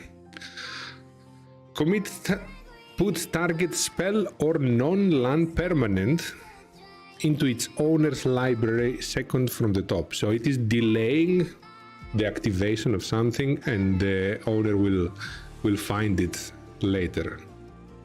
And then Memory has an aftermath effect. Each player shuffles their hand into the graveyard and graveyard into their library, then draws 7 cards. So that's kind of a restart the whole game situation. It's a little bit too complicated to translate it into D&D though. So we're moving into other cards. Oh, Inscription of Insight. Now this sounds like a divination thingy. Choose one. Return up to 2 target creatures to their owner's hand. Scry 2, then draw 2 cards. Target player creates an XX blue illusion creature token, where X is the number of cards in their hand. So how can we make this into a divination spell? The first effect delays the opponent. The second effect gives you an insight of what are you going to draw in the next 2 cards. And the last effect creates a temporary illusion creature that is as powerful as your cards in your hand. A little bit complicated, but we can make something out of it. So we're talking about a 4th level spell. Silvery Barbs, yes. Well, Silvery Barbs negates the effect pretty much, not delays that.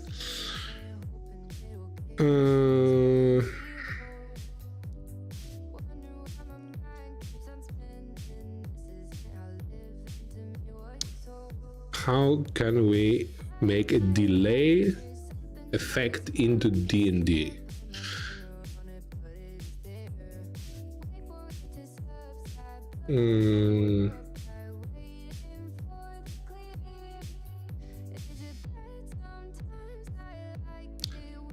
A spell, a delayed spell exists. No, I was not talking about delayed spells. I was talking about delaying the opponent. So this is going to be a spell that rearranges the target's initiative order. That kind of delay.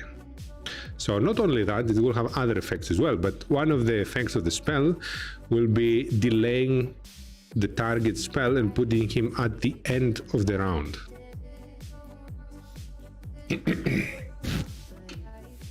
So that's the delaying part. Now, what about the foresight, the scrying into your next cards? How do we translate that? That gives you a glimpse of the future. A glimpse of the future in D&D could be that you get an insight of what the enemy will do. How do we handle this though in a D&D combat? Does the DM tell you what he's planning to do right away? But that can change according to the other people's turns before the target's turn.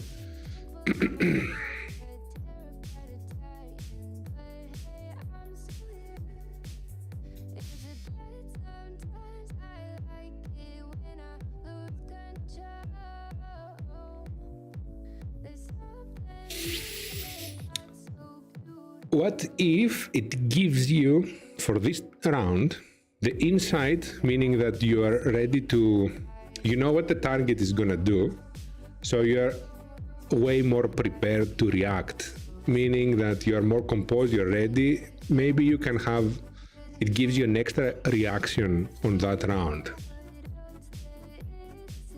So based on your insight, based on the divination, you see the future, you can react easier and faster. You have everything planned, you know what is going to happen, and that translates into 2 reactions for that round.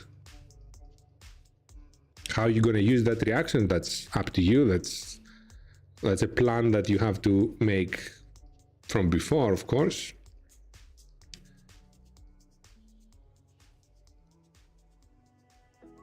So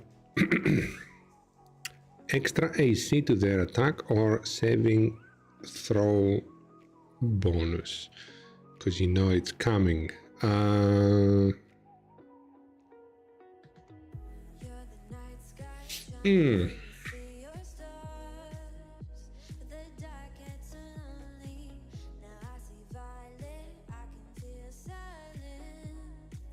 Yeah, but these effects, it makes sense, but these effects exist in so many other forms. I think we're kind of repeating ourselves if we put another one here.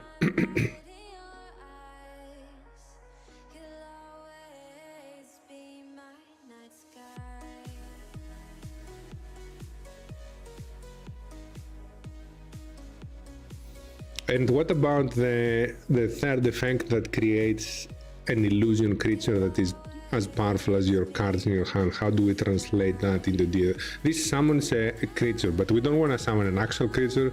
We want to summon... We don't want to summon anything, ideally. It's a divination spell, not a conjuration, so...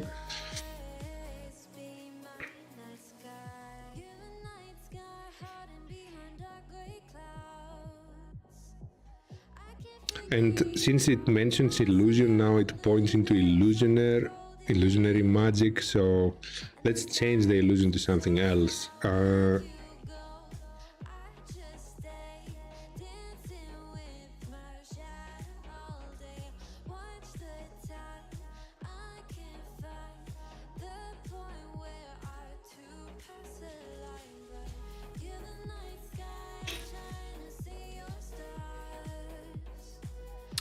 getting AC and saving throws would help you, but why would you use this spell? Like purely to run away?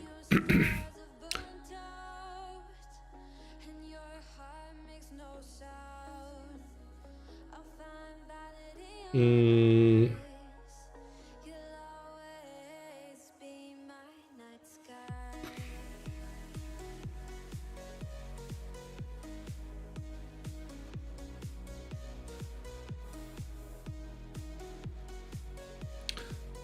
what if it...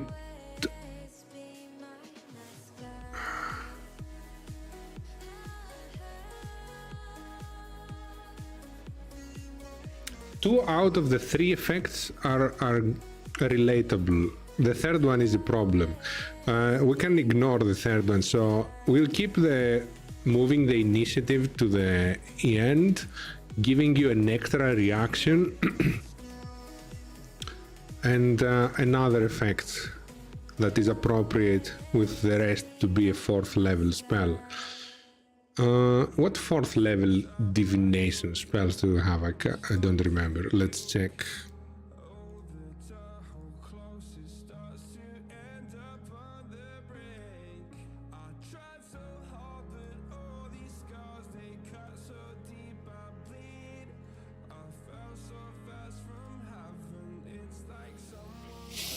Only Arcane Eye?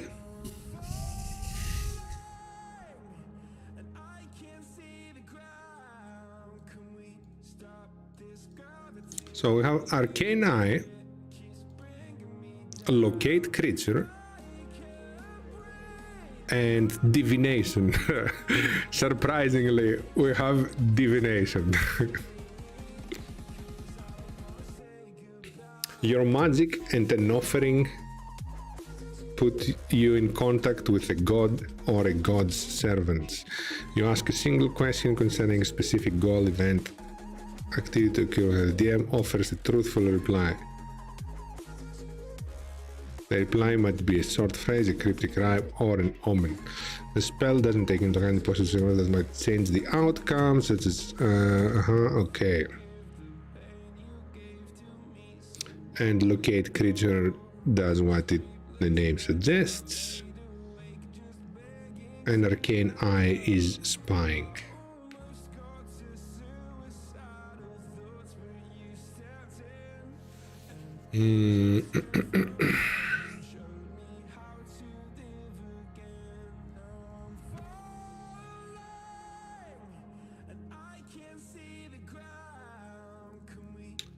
So on that type of spells, the last effect, something related, maybe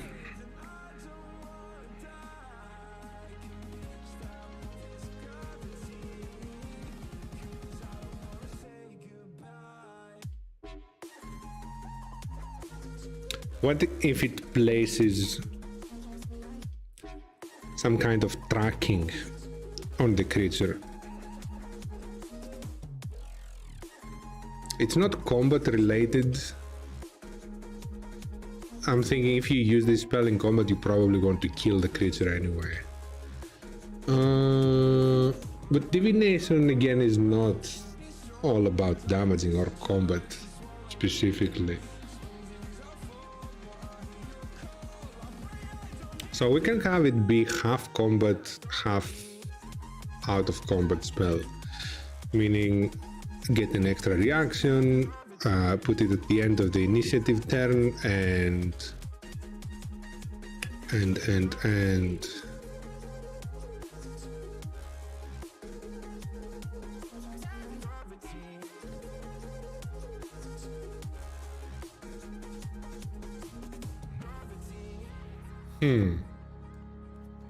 let me look again at the picture, maybe get some inspiration from the picture.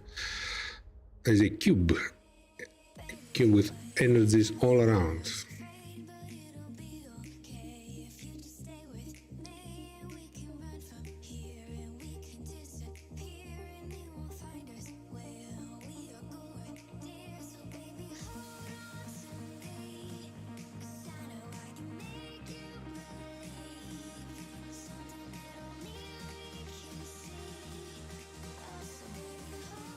We can just go with your an initial idea, like extra AC, meaning you are dodging against that creature, and you have advantage on saving throws against their spells.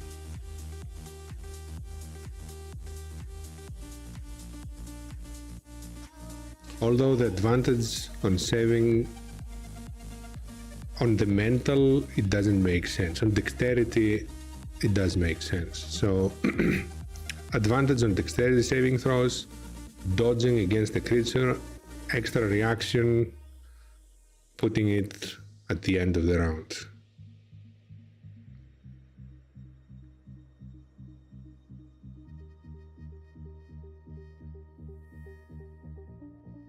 It's more combat than usual divination spells are. That's one in favor of it.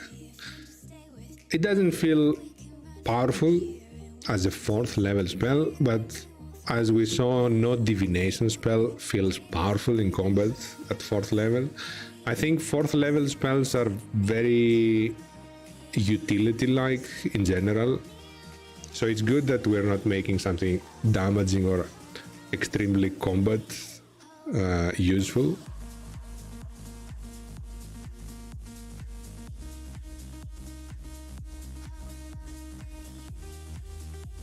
Okay, creating spell.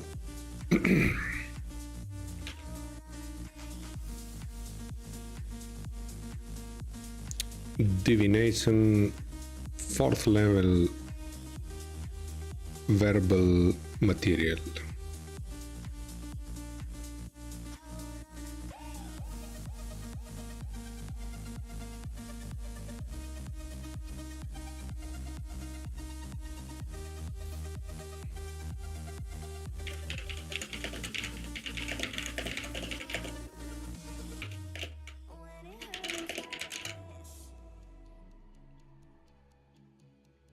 It's gonna be what saving throw would that be? It's a mental stat.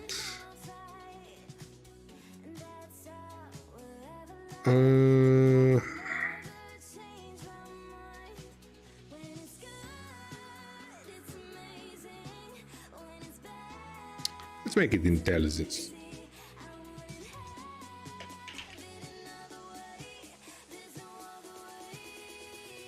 Wait, let's type it better. Within range.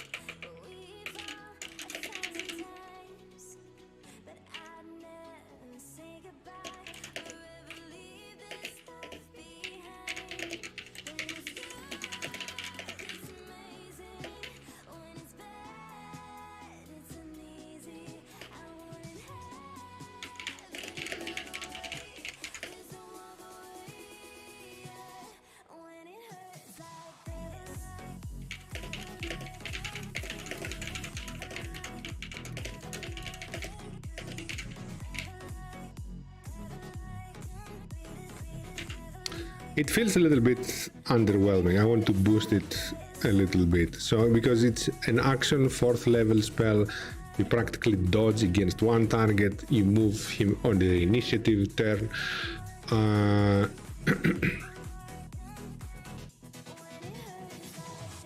But I don't want to give direct combat bonuses as it is a divination spell.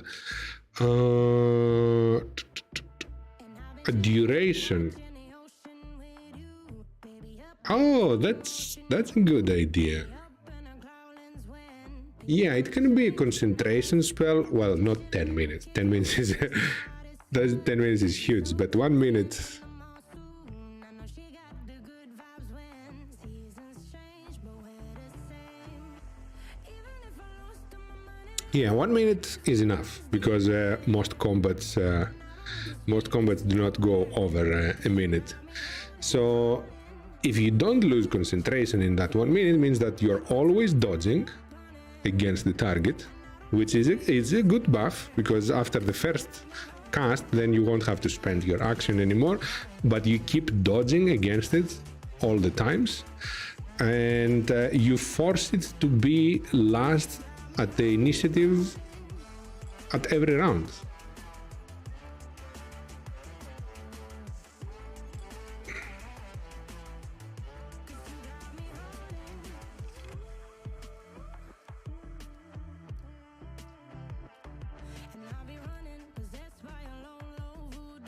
Okay, and another small boost, you can get a +1 to your attack rolls and difficulty checks with divination spells while the duration lasts.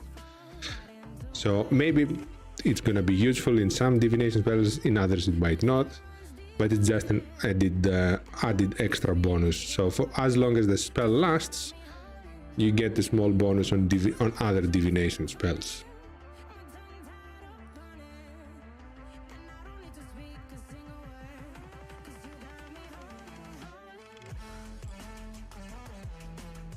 You could change the target of what creature gets delayed every round. Use a reaction or a bonus action to do it.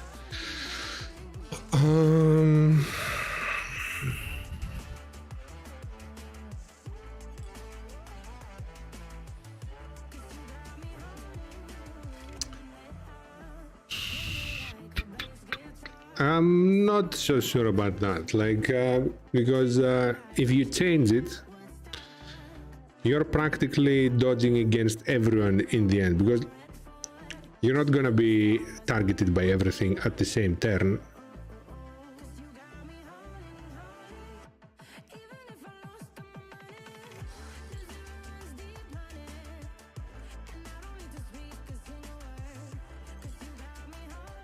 Yeah, I think changing it to other targets is a bit much. Also, it's gonna be a hassle for the game, for the combat, because the DM will have to swap different targets all the time. Like now, this one goes back to the first initiative, and the other one goes down to the bottom, and then he swaps, and then now you have to swap both targets again. It's gonna be a little bit messy in combat. So we'll keep it on one target, mainly making it like a boss fight spell, not something like Hunter's Mark, which will help the spellcaster stay more alive, as it's going to be permanent dodging with that,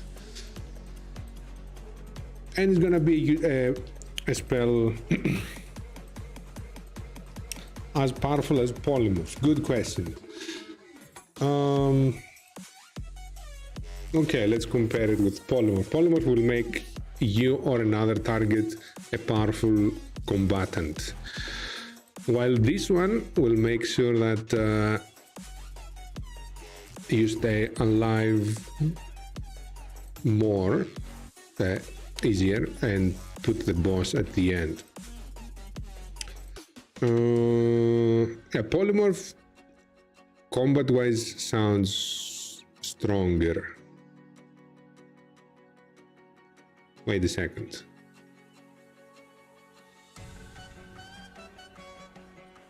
Okay, so Polymorph, you can lose easier concentration. So this one is more reliable, because on Polymorph, on this one, sorry, you will be dodging.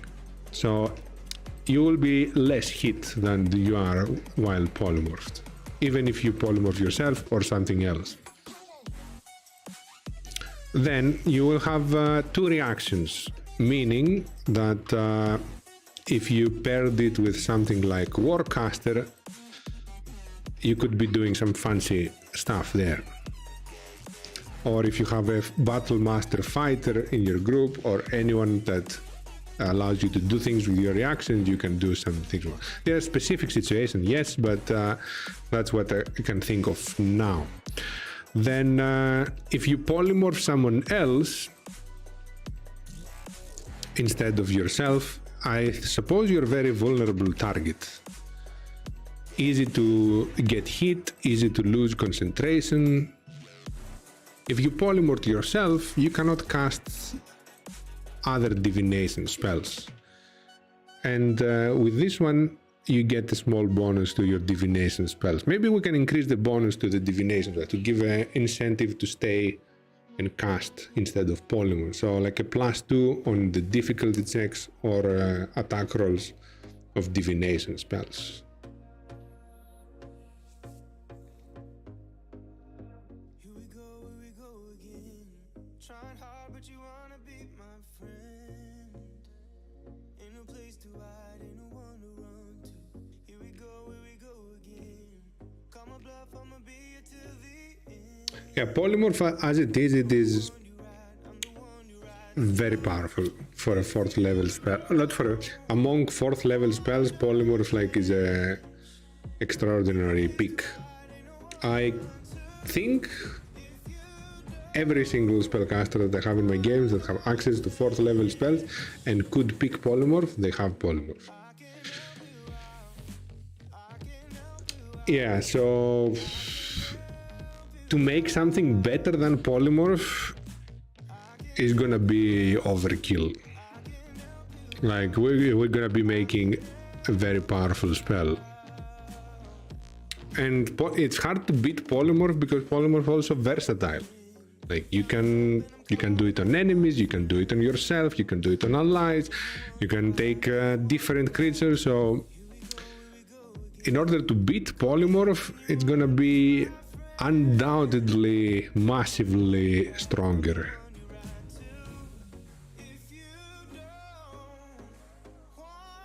Maybe not combat related at all. Okay, what kind of concept do we not have in divination that we can make then? We can ask gods for information. We can locate creatures at 4th level. We can spy on people. What else is missing from divination powers?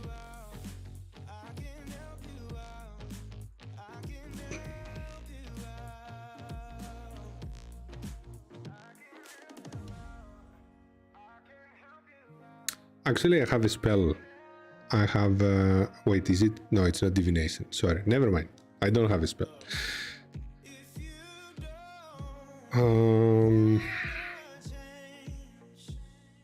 You had an idea. What is your idea? I'm listening.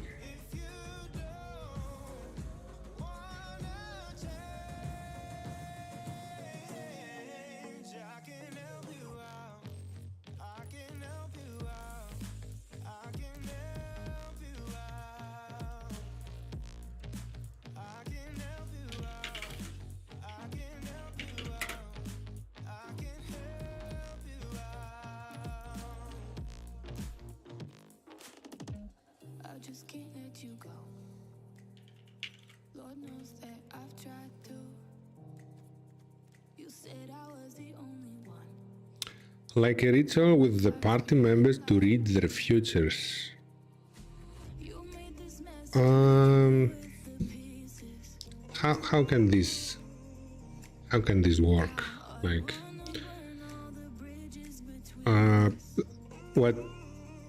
what is the DM supposed to say? Like you're gonna die, you're not gonna die. The cleric feast, I don't remember that. I'll have to search it up.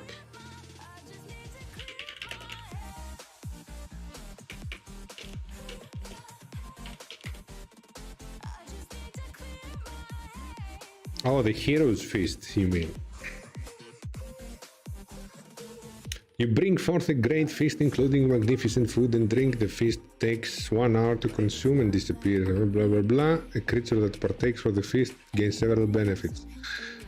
The creature is cured of all diseases and poison, becomes immune to poison and being frightened, and makes all wisdom saving throws with advantage.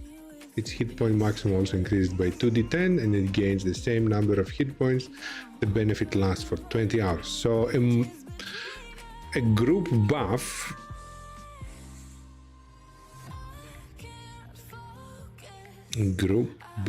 based on knowing the future.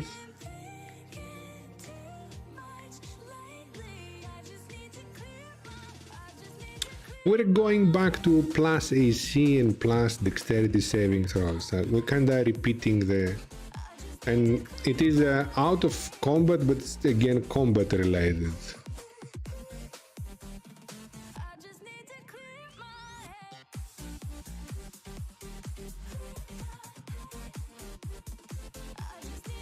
And I think it takes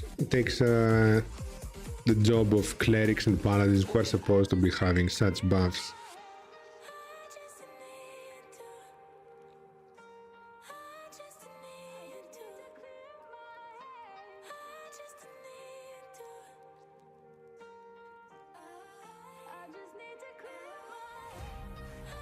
I have an idea. It is a little bit combat related again, but I don't think I've seen it anywhere else. Might be unique. So a spell, a divination spell that warns you of immediate danger a little bit beforehand,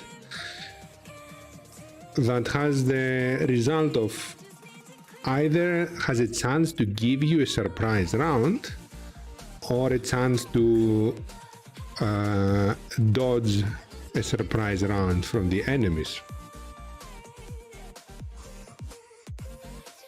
It shouldn't be guaranteed because surprise round is powerful. It's a powerful round to have. So on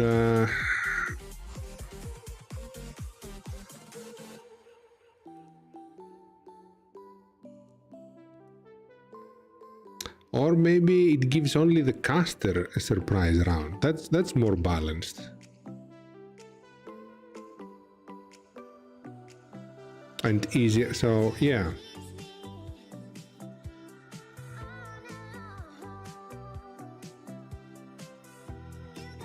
Yeah, how about that? So 4th level spell,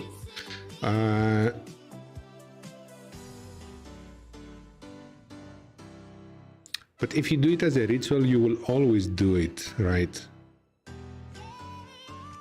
If it's gonna last for a whole duration, so it shouldn't be a ritual.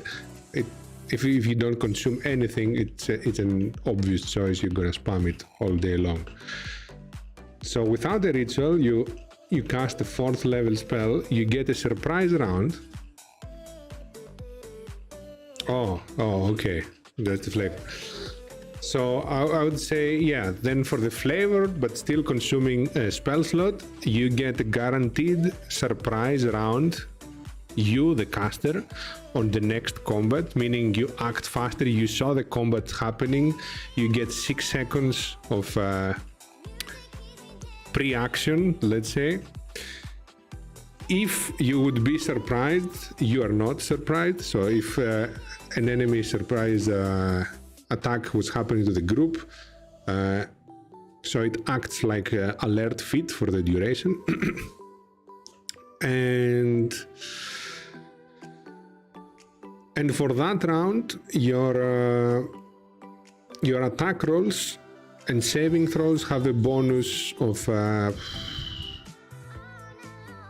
not saving throws, sorry, spell casting disease have or maybe saving throws, AC saving throws, attack rolls, and spellcasting difficult check, everything +2. So whether you are on defensive or on offensive, everything applies. For that round, you're like buffed, you're acting before others, or as fast as your surprising enemies.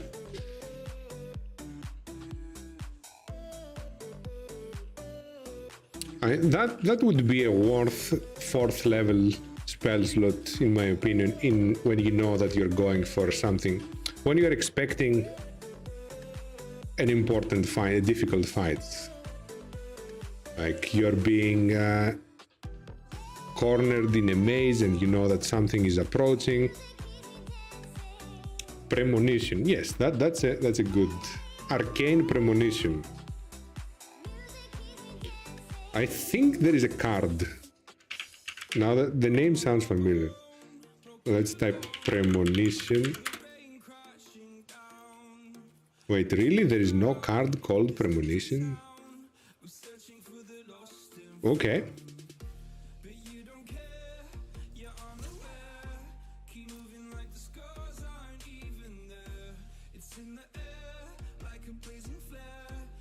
Okay, arcane or divine premonition. No, arcane better.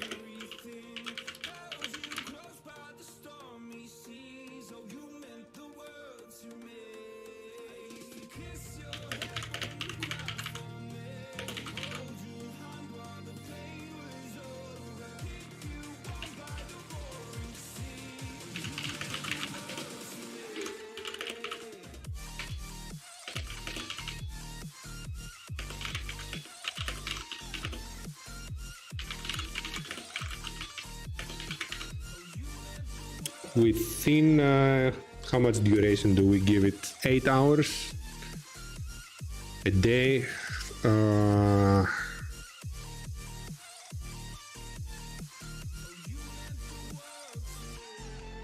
8 hours aligns with mage armor. A day, no, a day would be, they would always spam it before long rest if we give it a day. Like before you sleep, they will cast Arcane Premonition just to cover the next day. So 8 hours is more logical. And with a decent planning, any group should know what their next 8 hours are going to be.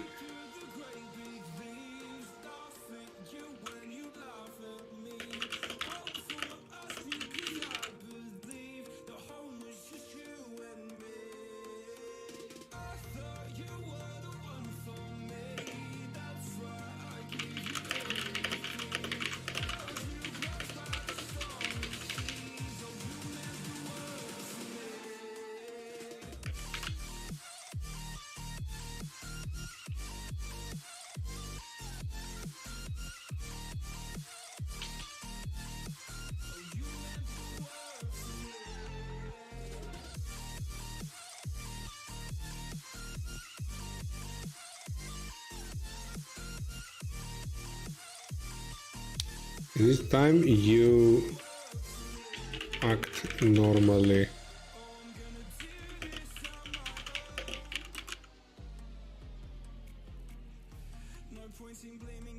How do I phrase this? So you act normally if you're surprised.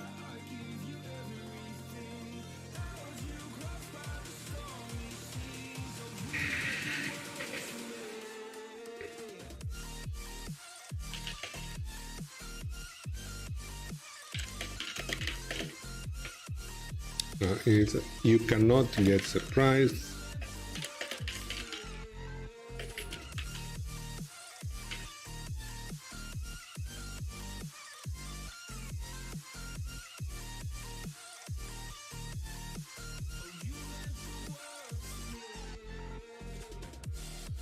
No, I'm trying to think how to write, like, if the enemies were trying to surprise you, you still act on their surprise round. So that's one case. But if the enemies were not trying to surprise you, you get your own surprise round. So how do we say that with the least possible words? So you cannot get surprised or be surprised.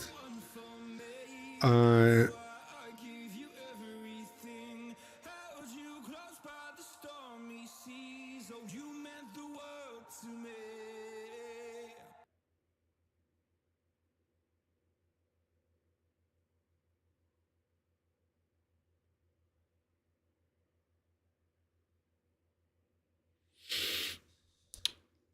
you act on a surprise round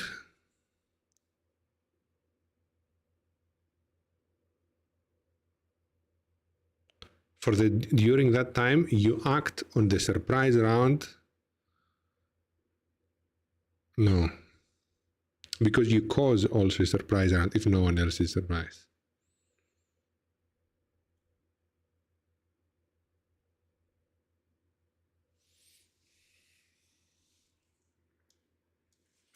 For the duration, considered to be surprising, always act on surprise rounds. Yeah, maybe like that. You always act.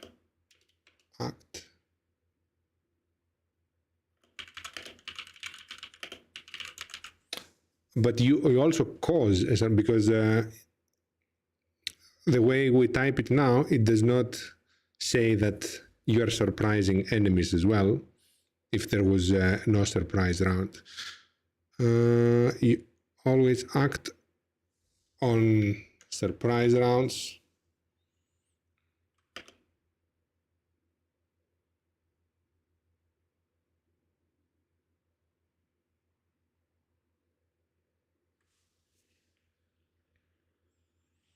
Even if there wasn't any. Even if there wasn't any surprise. Okay. I think that covers all scenarios. For the duration, you always act on surprise rounds, even if there wasn't any surprise.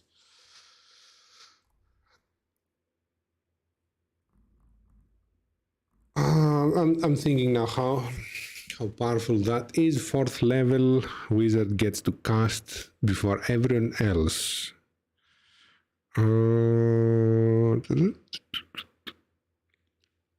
I mean, we're gonna... Your next combat causes you to act on a surprise round. Yes, that might be better. Your next combat causes you to act on a surprise round, which means that you surprise them. And if you are surprised, yes, that's better. Good idea. For the duration,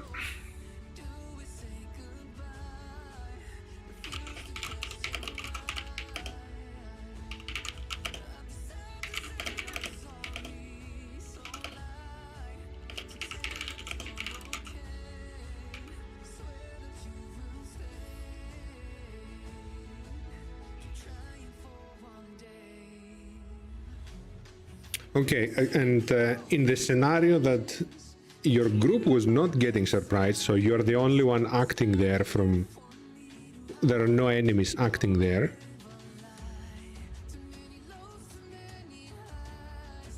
So if there are no enemies acting on the surprise round, actually no, it doesn't make sense. So on the surprise round you get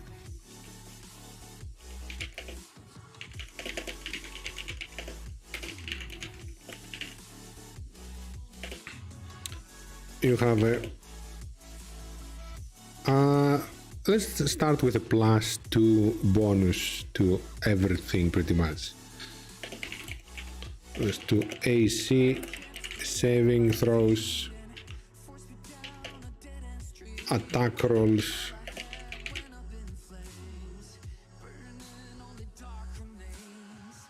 actually not attack rolls, ability casting, spell casting modifier, which means attack rolls and difficulty check.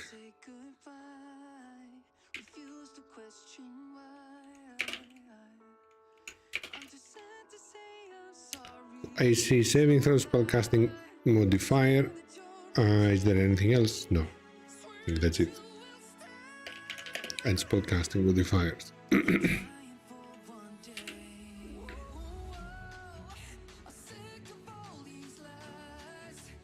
Okay, if it proves to be too powerful, I might have to nerf it, but I think it should be fine.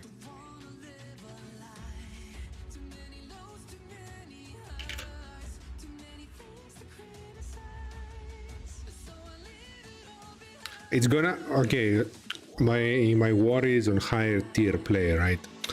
On when you get the 4th level spells, I think it will be fine. But once you reach level 17 and higher, and you have access to multiple 4th level spells, this is gonna be a must. Like, you will not hesitate even for a moment to cast it. It's gonna be obviously better than a polymorph.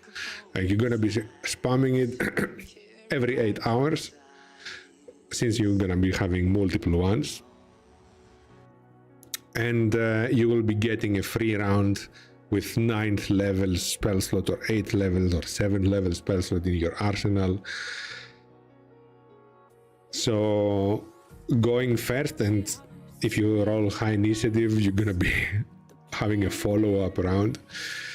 So there's gonna be a need of nerfing for higher level. How would that be handled though? Just to find somewhere that finally feels like home. I hate all this overthinking. The more I swim, the more I'm sinking. Take me to a world of silver. Takes your highest level spell slot to cast. Oh, that's a decent idea.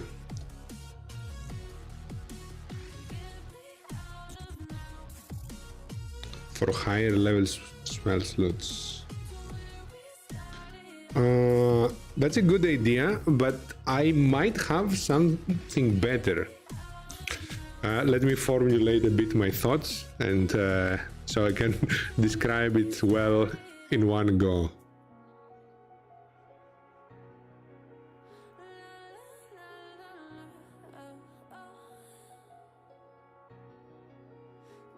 Since it is a divination spell, which is related to information and stuff, I was thinking that the higher tier nerfing, or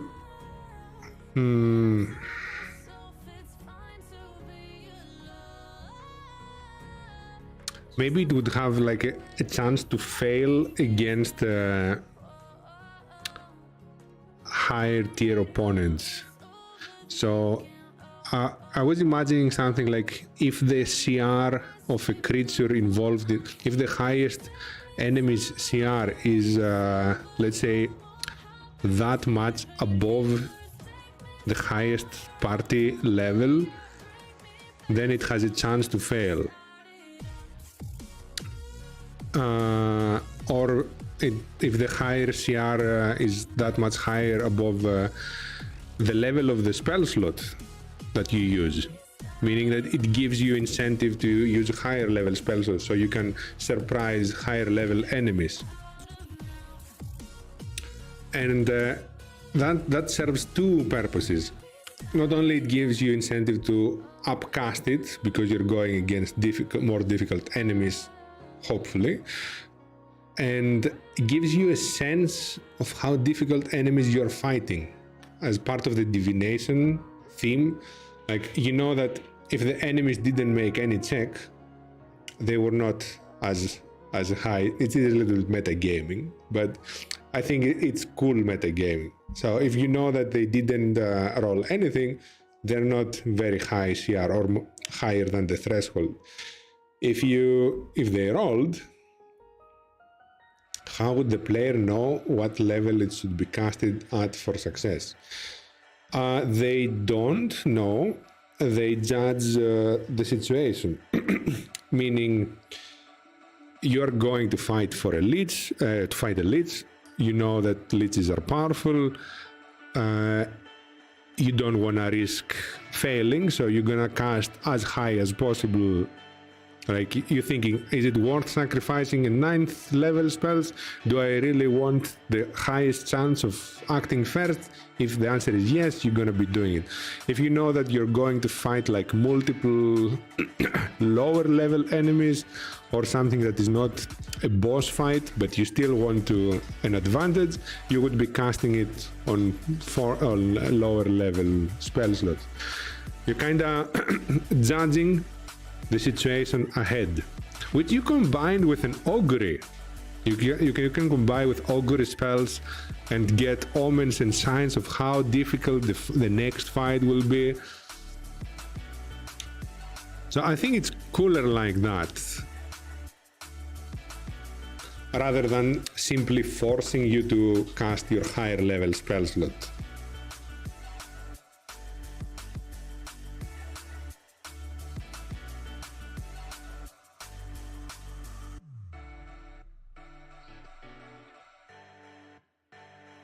Wizards can't talk to gods for some... Oh, there is... Augury is not available to divination wizards? I did not remember that.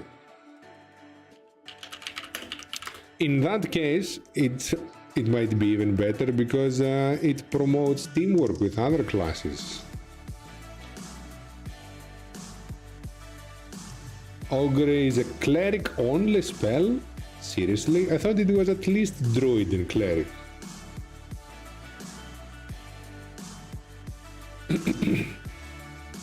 Divination ritual, I see. Well, you have a cleric in your group now, so you can take advantage of him. So let me get back to the concept. So a spell, you can upcast it.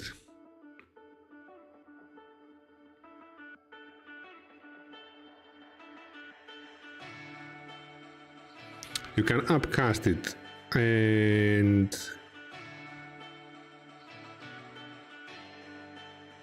let's think of a formula. So if an enemy's CR is higher than double the spell slot you used, so at 4th level, if the enemy's CR is 9 or higher, the enemy that enemy is not affected by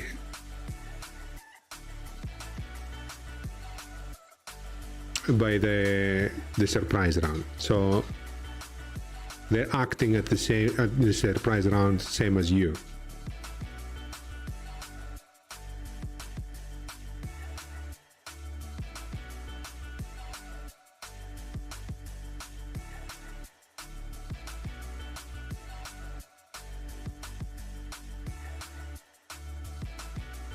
That gives the player an idea of who is the toughest one in the fight, something like that. There's no, it's not about the chance now. It's just you make a gamble when you have multiple available spell slots of different levels. You make a gamble of how difficult is your opponent will be on next fight. So if you think, if it fails and they don't get the surprise, is the effect lost? No, the effect happens for every other creature that is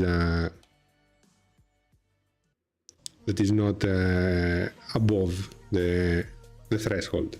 So let's say you fight 3 enemies, only one is CR 9. You still get the surprise round happens. You and the CR9 are playing on the surprise round,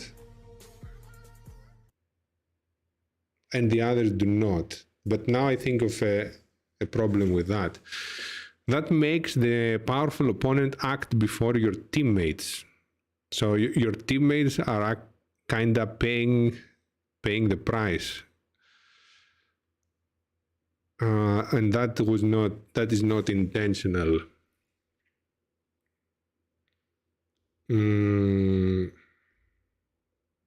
Because the CR9 enemy might choose to ignore you and go and like hit your teammates while they're unable to act.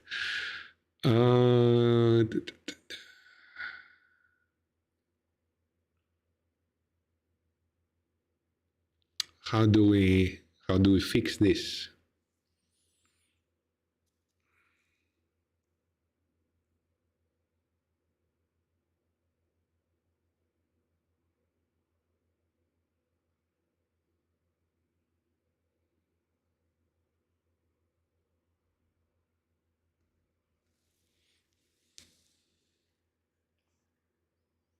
If the caster has to use the highest spell, I think that's a pretty big investment. True, true. I do not disagree with that. Okay, let's go with that and see how it plays out. As an action, you follow. Okay.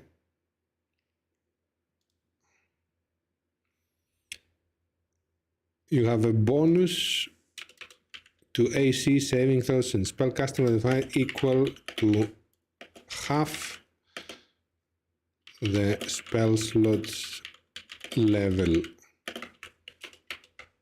rounded down. This spell always consumes.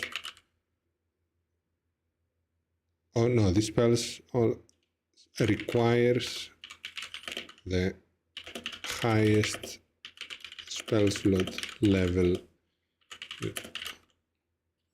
that you have available. The highest spell slot level you have access to.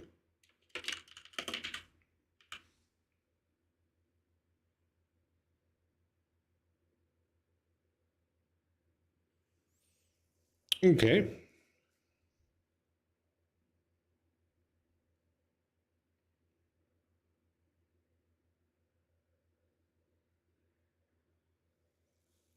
Yeah, okay.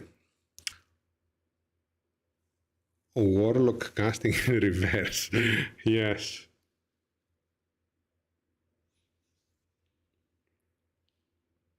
Okay, let's find the icon for it. I want something bluish. I think the blue effects fit the divination more.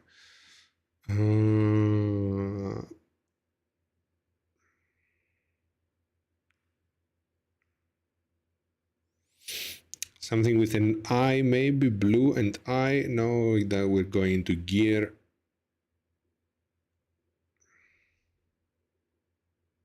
Oh, I like these paths. These paths make it look like you follow some paths of destiny. Okay, I'll put this one.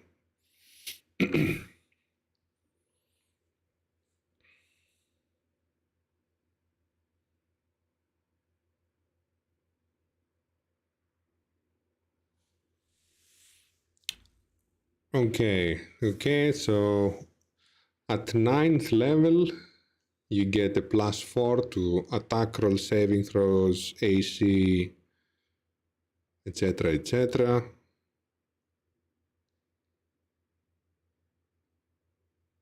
Yeah, I think balance-wise, it's good. It's good. The idea of the highest level slot, spell level slot, is good. Mechanically in Foundry, there's no way to do that though. We have to always change. So every time the caster levels up, they will have to go and change the spell slot here.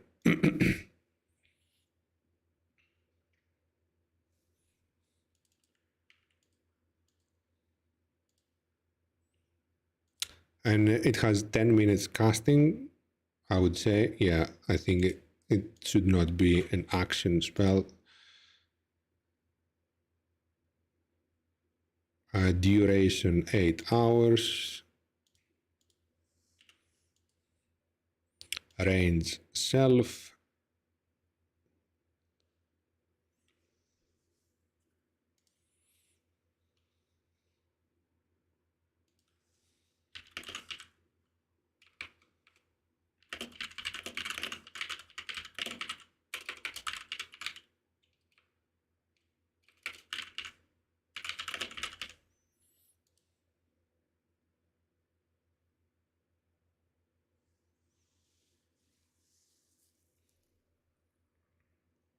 Yeah, this one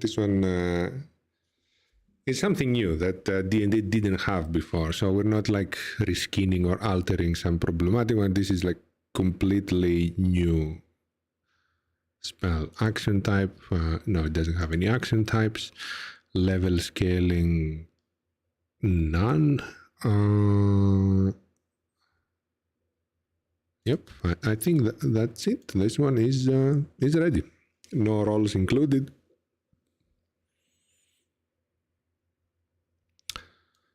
Possibly there is a formula I could put to calculate half of the level slot, but I'm not very familiar with the macros and the formulas, so I will leave it manual.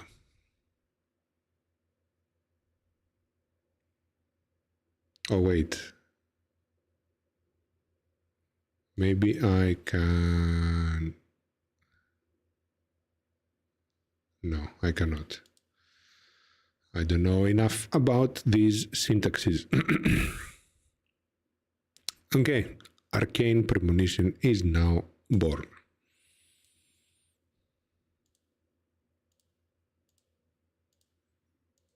Oh, wow, and I just saw the time. It's already 4 a.m. Jeez, I started this stream at midnight, and it's 4 a.m. and I feel like I didn't do anything.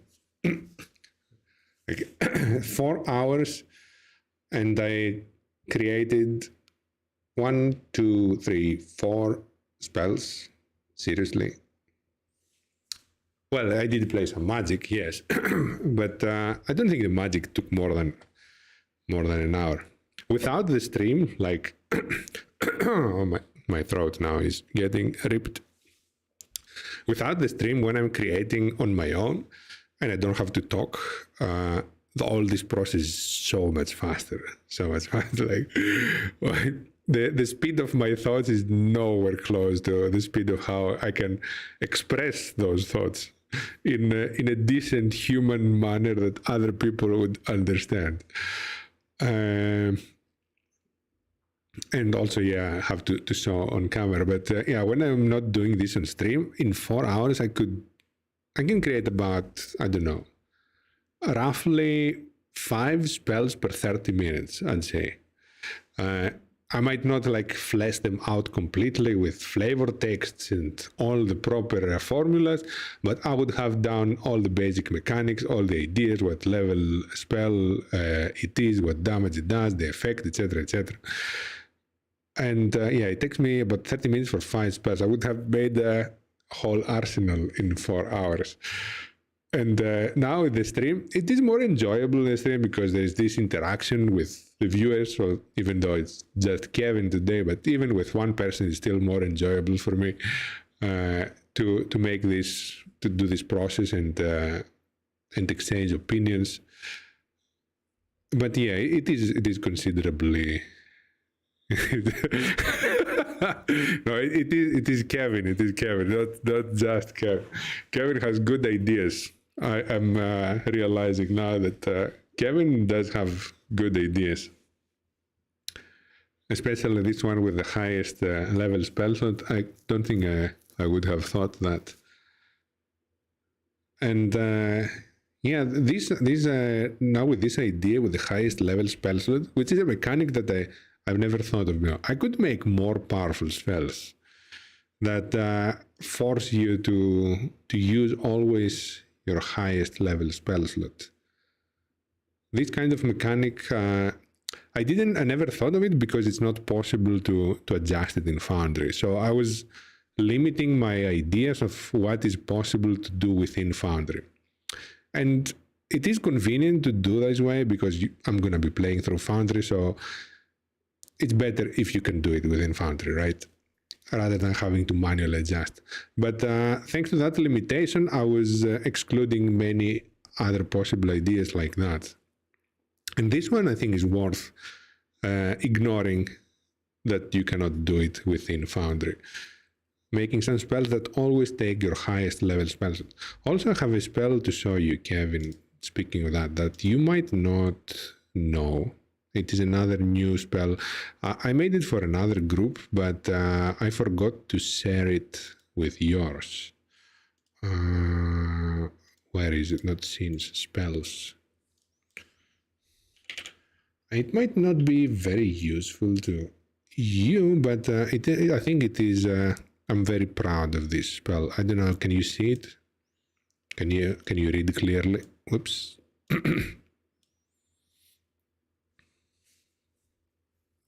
Oh wait, it's the Magic the Gathering in front of it. Let me remove MTGA off the screen. There we go. Why is it shrinking? Okay, there we go.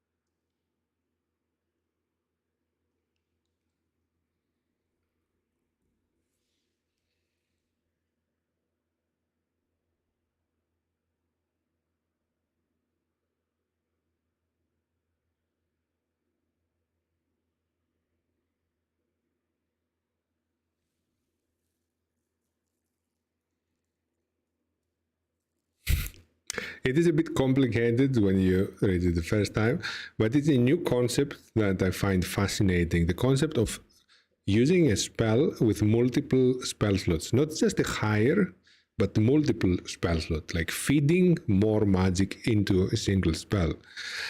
And of course, in this situation, feeding it more gives you more insight. It is a counter spying spell, so you try to find who is spying on you, and the more magic you can feed into the spell, the more information you get about them. The minimum you can use it is a third level spell slot, but you can feed it 2 third level spell slots, or you can feed it a 5th level spell slot, which counts as 5. And the maximum you can go is up to 18, meaning like 2 9th level spell slot, or I don't know, 5 third level spell slots and the 4th, which is a massive amount of magic fuel, as you can understand. And in that situation, yeah, you learn the approximate location, the creature type and race, you get a clear image, you get their power level of magic and a specific location as well. So yeah, it is a concept that I want to introduce into more spells, but I fear it's a little bit too complicated. So I'm keeping it at bay until I find a way to simplify a little bit the process, until I get some ideas on how to simplify it. But yeah, this spell I liked a lot. Now I have to worry about this when I get scrying. Oh yes. Yes, well, you have to. Actually, you're right. Before that, you didn't know about it, and because it doesn't have a saving throw, you wouldn't know if the DM is casting it or not, right? So now that you've seen it, you know that every time you scry, if the target has access to 3rd level or higher, there is a possibility of that spell. And you wouldn't know if it it's happening because there is no saving throw to metagame any knowledge to the player.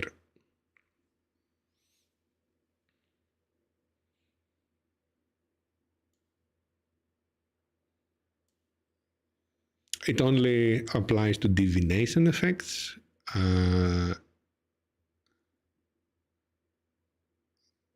What else? Yeah, and that's about it. Like, it doesn't have any negative effect on the spying person. It only tries to trick them into revealing some information.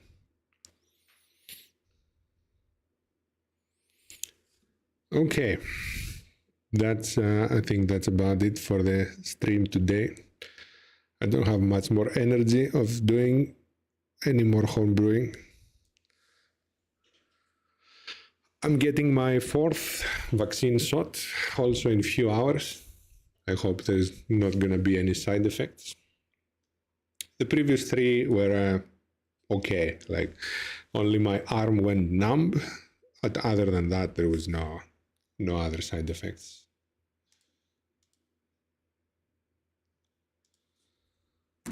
Okay, closing stream, the end. Thank you for joining in, Kevin, and whoever else joined sporadically before. Hope to see you again, and have a good night and good week. Bye-bye.